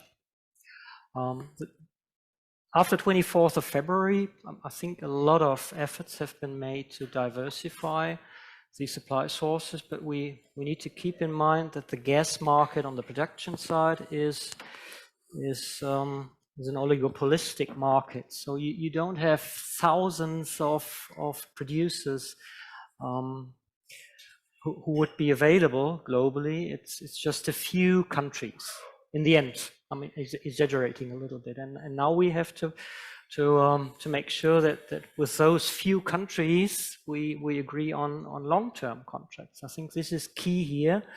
I've noticed a bit of reluctance again in Germany to accept the fact that we need to have long-term purchase contracts. I think the situation is changing a bit now. The first long-term contract has been concluded with Qatar, I think, for 15 years, but 15 to 20 years is probably the minimum. The minimum you need to commit to in order to secure supplies, gas supplies for the next 10 to 20 years. I was quite surprised that Habeck said, well, I'm signing it for 15 years, but I would be willing for 20 or 25, but we have decarbonization objectives ahead of us. Yeah, he said by 2045 it has to be has to be gone then. Yeah, I know. But I think it's extremely important what you said, that the European market has always been extremely competitive. And in such a competitive and relatively stable market, it is extremely difficult to put a price cap on security, extra price on security. And who would be then actually willing to pay this price cap on security when everybody is competing for the cheapest gas supplies? But we really try to address this question from the very beginning. And I think that now nobody wants to put all the eggs into the one basket. The question is, for how long will this commitment and new narrative stays with us when the situation stabilizes, which I still cross fingers it will. So now maybe questions on biomethane, hydrogen, whatever. I see the raising hands, the two hands then. This was, I don't know who was the first one, sorry, I was the two gentlemen in front. Hello, good morning. I'm Jan Kerner, I'm from General Electric. And here we are talking about hydrogen contributing to both energy supply security for Europe, but also contributing to our decarbonization goals. So we are talking about low carbon hydrogen. It is clear that Europe on its own will not be able to produce enough such hydrogen, and we will have to import very often from faraway places. And then there are some long-term big contracts coming even from Australia. Hydrogen is quite difficult to transport. It's a big technological challenge. And we are thinking about some transportation vectors like ammonia. What do you think about the implications of using such transportation vector, both for the infrastructure in Europe and also for the final use of low carbon fuel, whether it's hydrogen or ammonia directly? Veronika? I'm not able to answer the question about the ammonia. We are not dealing with it at all. Regarding the low carbon hydrogen, of course, as I mentioned earlier before, we will definitely need it. We need it to be defined in the EU legislation. This is the first point that we are working on. I'm happy that under the Czech Presidency there is an amendment in the compromise text that there would be an optional eligibility to use, for example, low carbon hydrogen for industrial and transport targets under the RED III directive. So I think that not only Czech Republic but EU as well will need not only green hydrogen but low carbon hydrogen as such. Yeah, I think in general there are three different ways of shipping hydrogen. Ammonia is one of the options. The other two would be either to have liquefied hydrogen or to have liquefied organic hydrogen carriers. Those are the three options. In all the analysis we've made, the three options in terms of transportation costs are more expensive than transporting hydrogen by pipelines. But I think that there'll be a combination in the end of transporting hydrogen via pipelines and via ships. So I think we should not exclude any options here. Ammonia itself is a bit problematic when it comes to the combustion process. But I think this is manageable, and then you could even have ships running on ammonia, transporting the ammonia to far away distances. As soon as the distance is more than 5 to 8,000 kilometers, suddenly this option becomes more cost efficient compared to pipeline transportation. So I think there's room for all different sorts of carriers or vectors, as you call it. For onshore transportation of hydrogen, we have identified Ukraine as a promising producer of hydrogen, always supposing that a peace process will be launched as soon as possible. The production potential is huge in Ukraine, and the transportation corridor is available already in Ukraine, in Slovakia, in the Czech Republic, and then down to the main consumers of hydrogen in Germany, for example. The other promising non-European or non-EU production side is North Africa, clearly, with a potential transportation corridor via Italy, Austria, Slovakia, and again the Czech Republic. So these are the two corridors we are focusing on. And within the EU, I think the most promising project is probably in Spain, the High Deal project, where the ambition is to produce green hydrogen, an amount of green hydrogen of 3 to 4 million tons by 2030. This would already account for 30% of the targeted, 30 to 40% of the targeted 10 million tons of hydrogen production in the EU, targeted by the European Commission, and the other 10 would have to be imported. To me, exactly when you look at the numbers, Portugal and Spain, thanks to really cheap photovoltaics, have much bigger economics than the offshore wind parks in the Baltic or the Northern Sea, which was quite surprising to me when seeing and comparing the two numbers.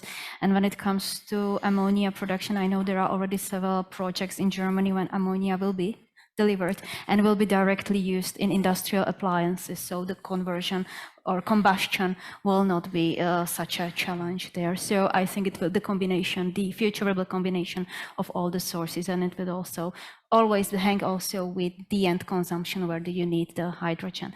Now you were the second one I spotted. It's already on its way.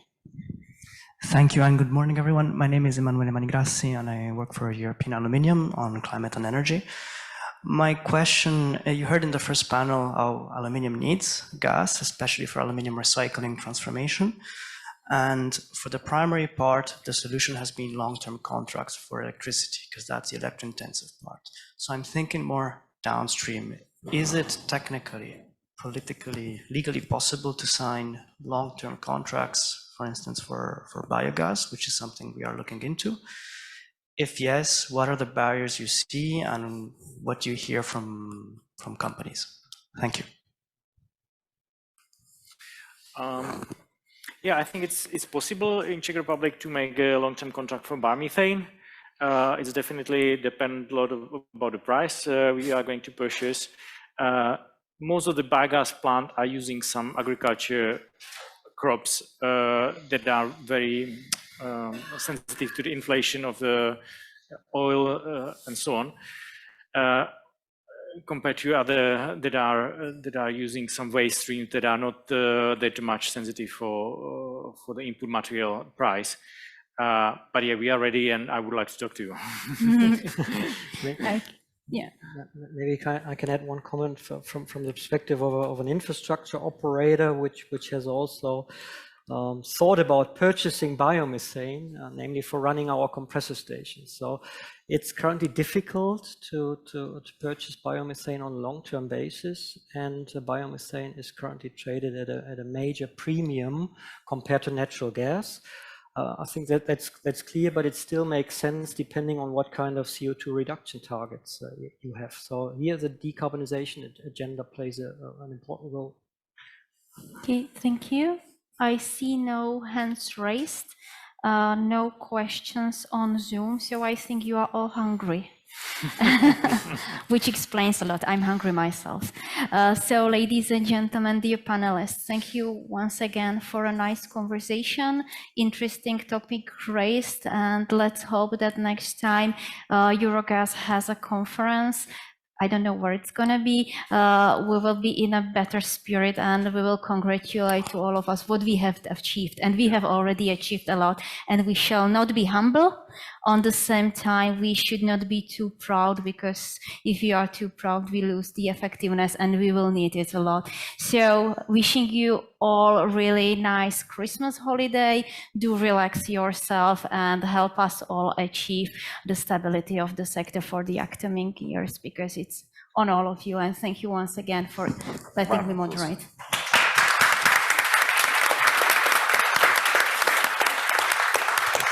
And yes, indeed, it is just me between you and lunch, so I'm going to be brief. I think that today's conference has been excellent. I think the contributions we've had from the keynote speakers, through the welcome speeches and through the panels, have really given us a very good sense of the situation that we find ourselves in. We've had a very comprehensive overview of the type of measures that are being taken at the political level to try and address the crisis that we find the entire energy sector in. And I think that it is important that we do remember that it is a crisis and that the measures that we take should be seen in that mode. They're crisis measures. I think we had in the first panel the regulator pulling out his hair, worrying about the type of measures that are being put in place and what the implications will be. This is inevitable, but we have to act in unusual ways. I think that's very clear. I think also we've seen the concerns from the aluminium industry. It's very important that we get this right. We cannot risk a deindustrialization of Europe on top of an energy crisis on the back of a pandemic. This is a real double, triple whammy for us, and so we do have to get it right. The good thing is that we've had good policymakers. We've had good policymakers with us today who seem to understand that, and they know that there is not so much that we can do in terms of finding the absolute correct solution, because there probably isn't one. But if we work together to find the best ways of dealing with each of the symptoms that we see, we have a chance in the coming years to emerge stronger. Earlier on today, I also said that we had no time for dreamers, we need to be doers. Actually, I'm wrong. I am wrong, occasionally. The last panel reminded me that dreaming is important because it gives us ambition. And actually, we need that ambition. We need ambition in our sector. We need to make sure that when we come back in the future that people like Jan are sitting on that 500 MCM that you've talked about. It's important. If we don't achieve that, we won't achieve the long-term objectives that we also cannot lose sight of, which is the overall decarbonisation of our sector. Today, hydrogen, ammonia, or anything else that you want to talk in relation to hydrogen, even e-fuels, whatever, it's extremely difficult. I'm always reminded constantly in my discussions in Brussels that we have one ship that can carry liquid hydrogen today on the seas, and it goes from Australia to Japan carrying what we call black hydrogen. It's very far from what we need to be. On this point, I will make only one political statement, and I will say this. The European Commission must explain how we are going to import 10 million tons of hydrogen. They must explain it. If they do not, we will not achieve it. Today, it is a figure that hangs around in REPowerEU documents with no basis to achieve it. I would think, and I would say this, we need to be a bit more open-minded and not just talk about green, because we can import a lot of natural gas on a long-term basis. And if we embrace things like pyrolysis and CCS, we'll be able to take that natural gas even in the future. And with pyrolysis, it will be 100% decarbonized. We must not fear long-term contracts, perhaps even the way even Eurogas did in the past, because we can still use that gas as long as we have the technologies like pyrolysis, which can be made in Europe, to answer Mr. Alexandr Vondra, MEP. These are also opportunities for us. So yes, we must dream because we must be ambitious, and that's the reality that we have to say. I will finish by thanking, first and foremost, the people online. Thank you for staying with us. I know it's always more difficult when there's a big audience and lots of people in the room. We really appreciate you being with us this morning. I'll then thank Lenka, of course, for being a great moderator as ever, really delivering the best and getting the potential out of our panelists. So thank you for that. Of course, the panelists themselves, and Veronika, you've done both. Welcome speech and panelists, so you get a special mention. Thank you for that. We've really had some great insight from them. And of course, to the guest speakers who've been really fantastic, giving us their views and their insights into how they see the crisis that we are currently experiencing. All that remains for me to do is to thank my team, thank the Czech Gas Association for working tirelessly to make this event a success. Thank you so much for that. And to thank all of you in the room, and you will be rewarded with a very nice lunch, which is just in where the cakes were earlier. Please come and join us. We'll network. We'll talk about what we've discussed today. And I wish you all a very Merry Christmas indeed, Lenka. And in the meantime, let us keep in touch. Let us keep the communication channels open. Let's work together to make sure we get out of this crisis in a good, strong spirit. Thank you, everybody. Have a great rest of the day.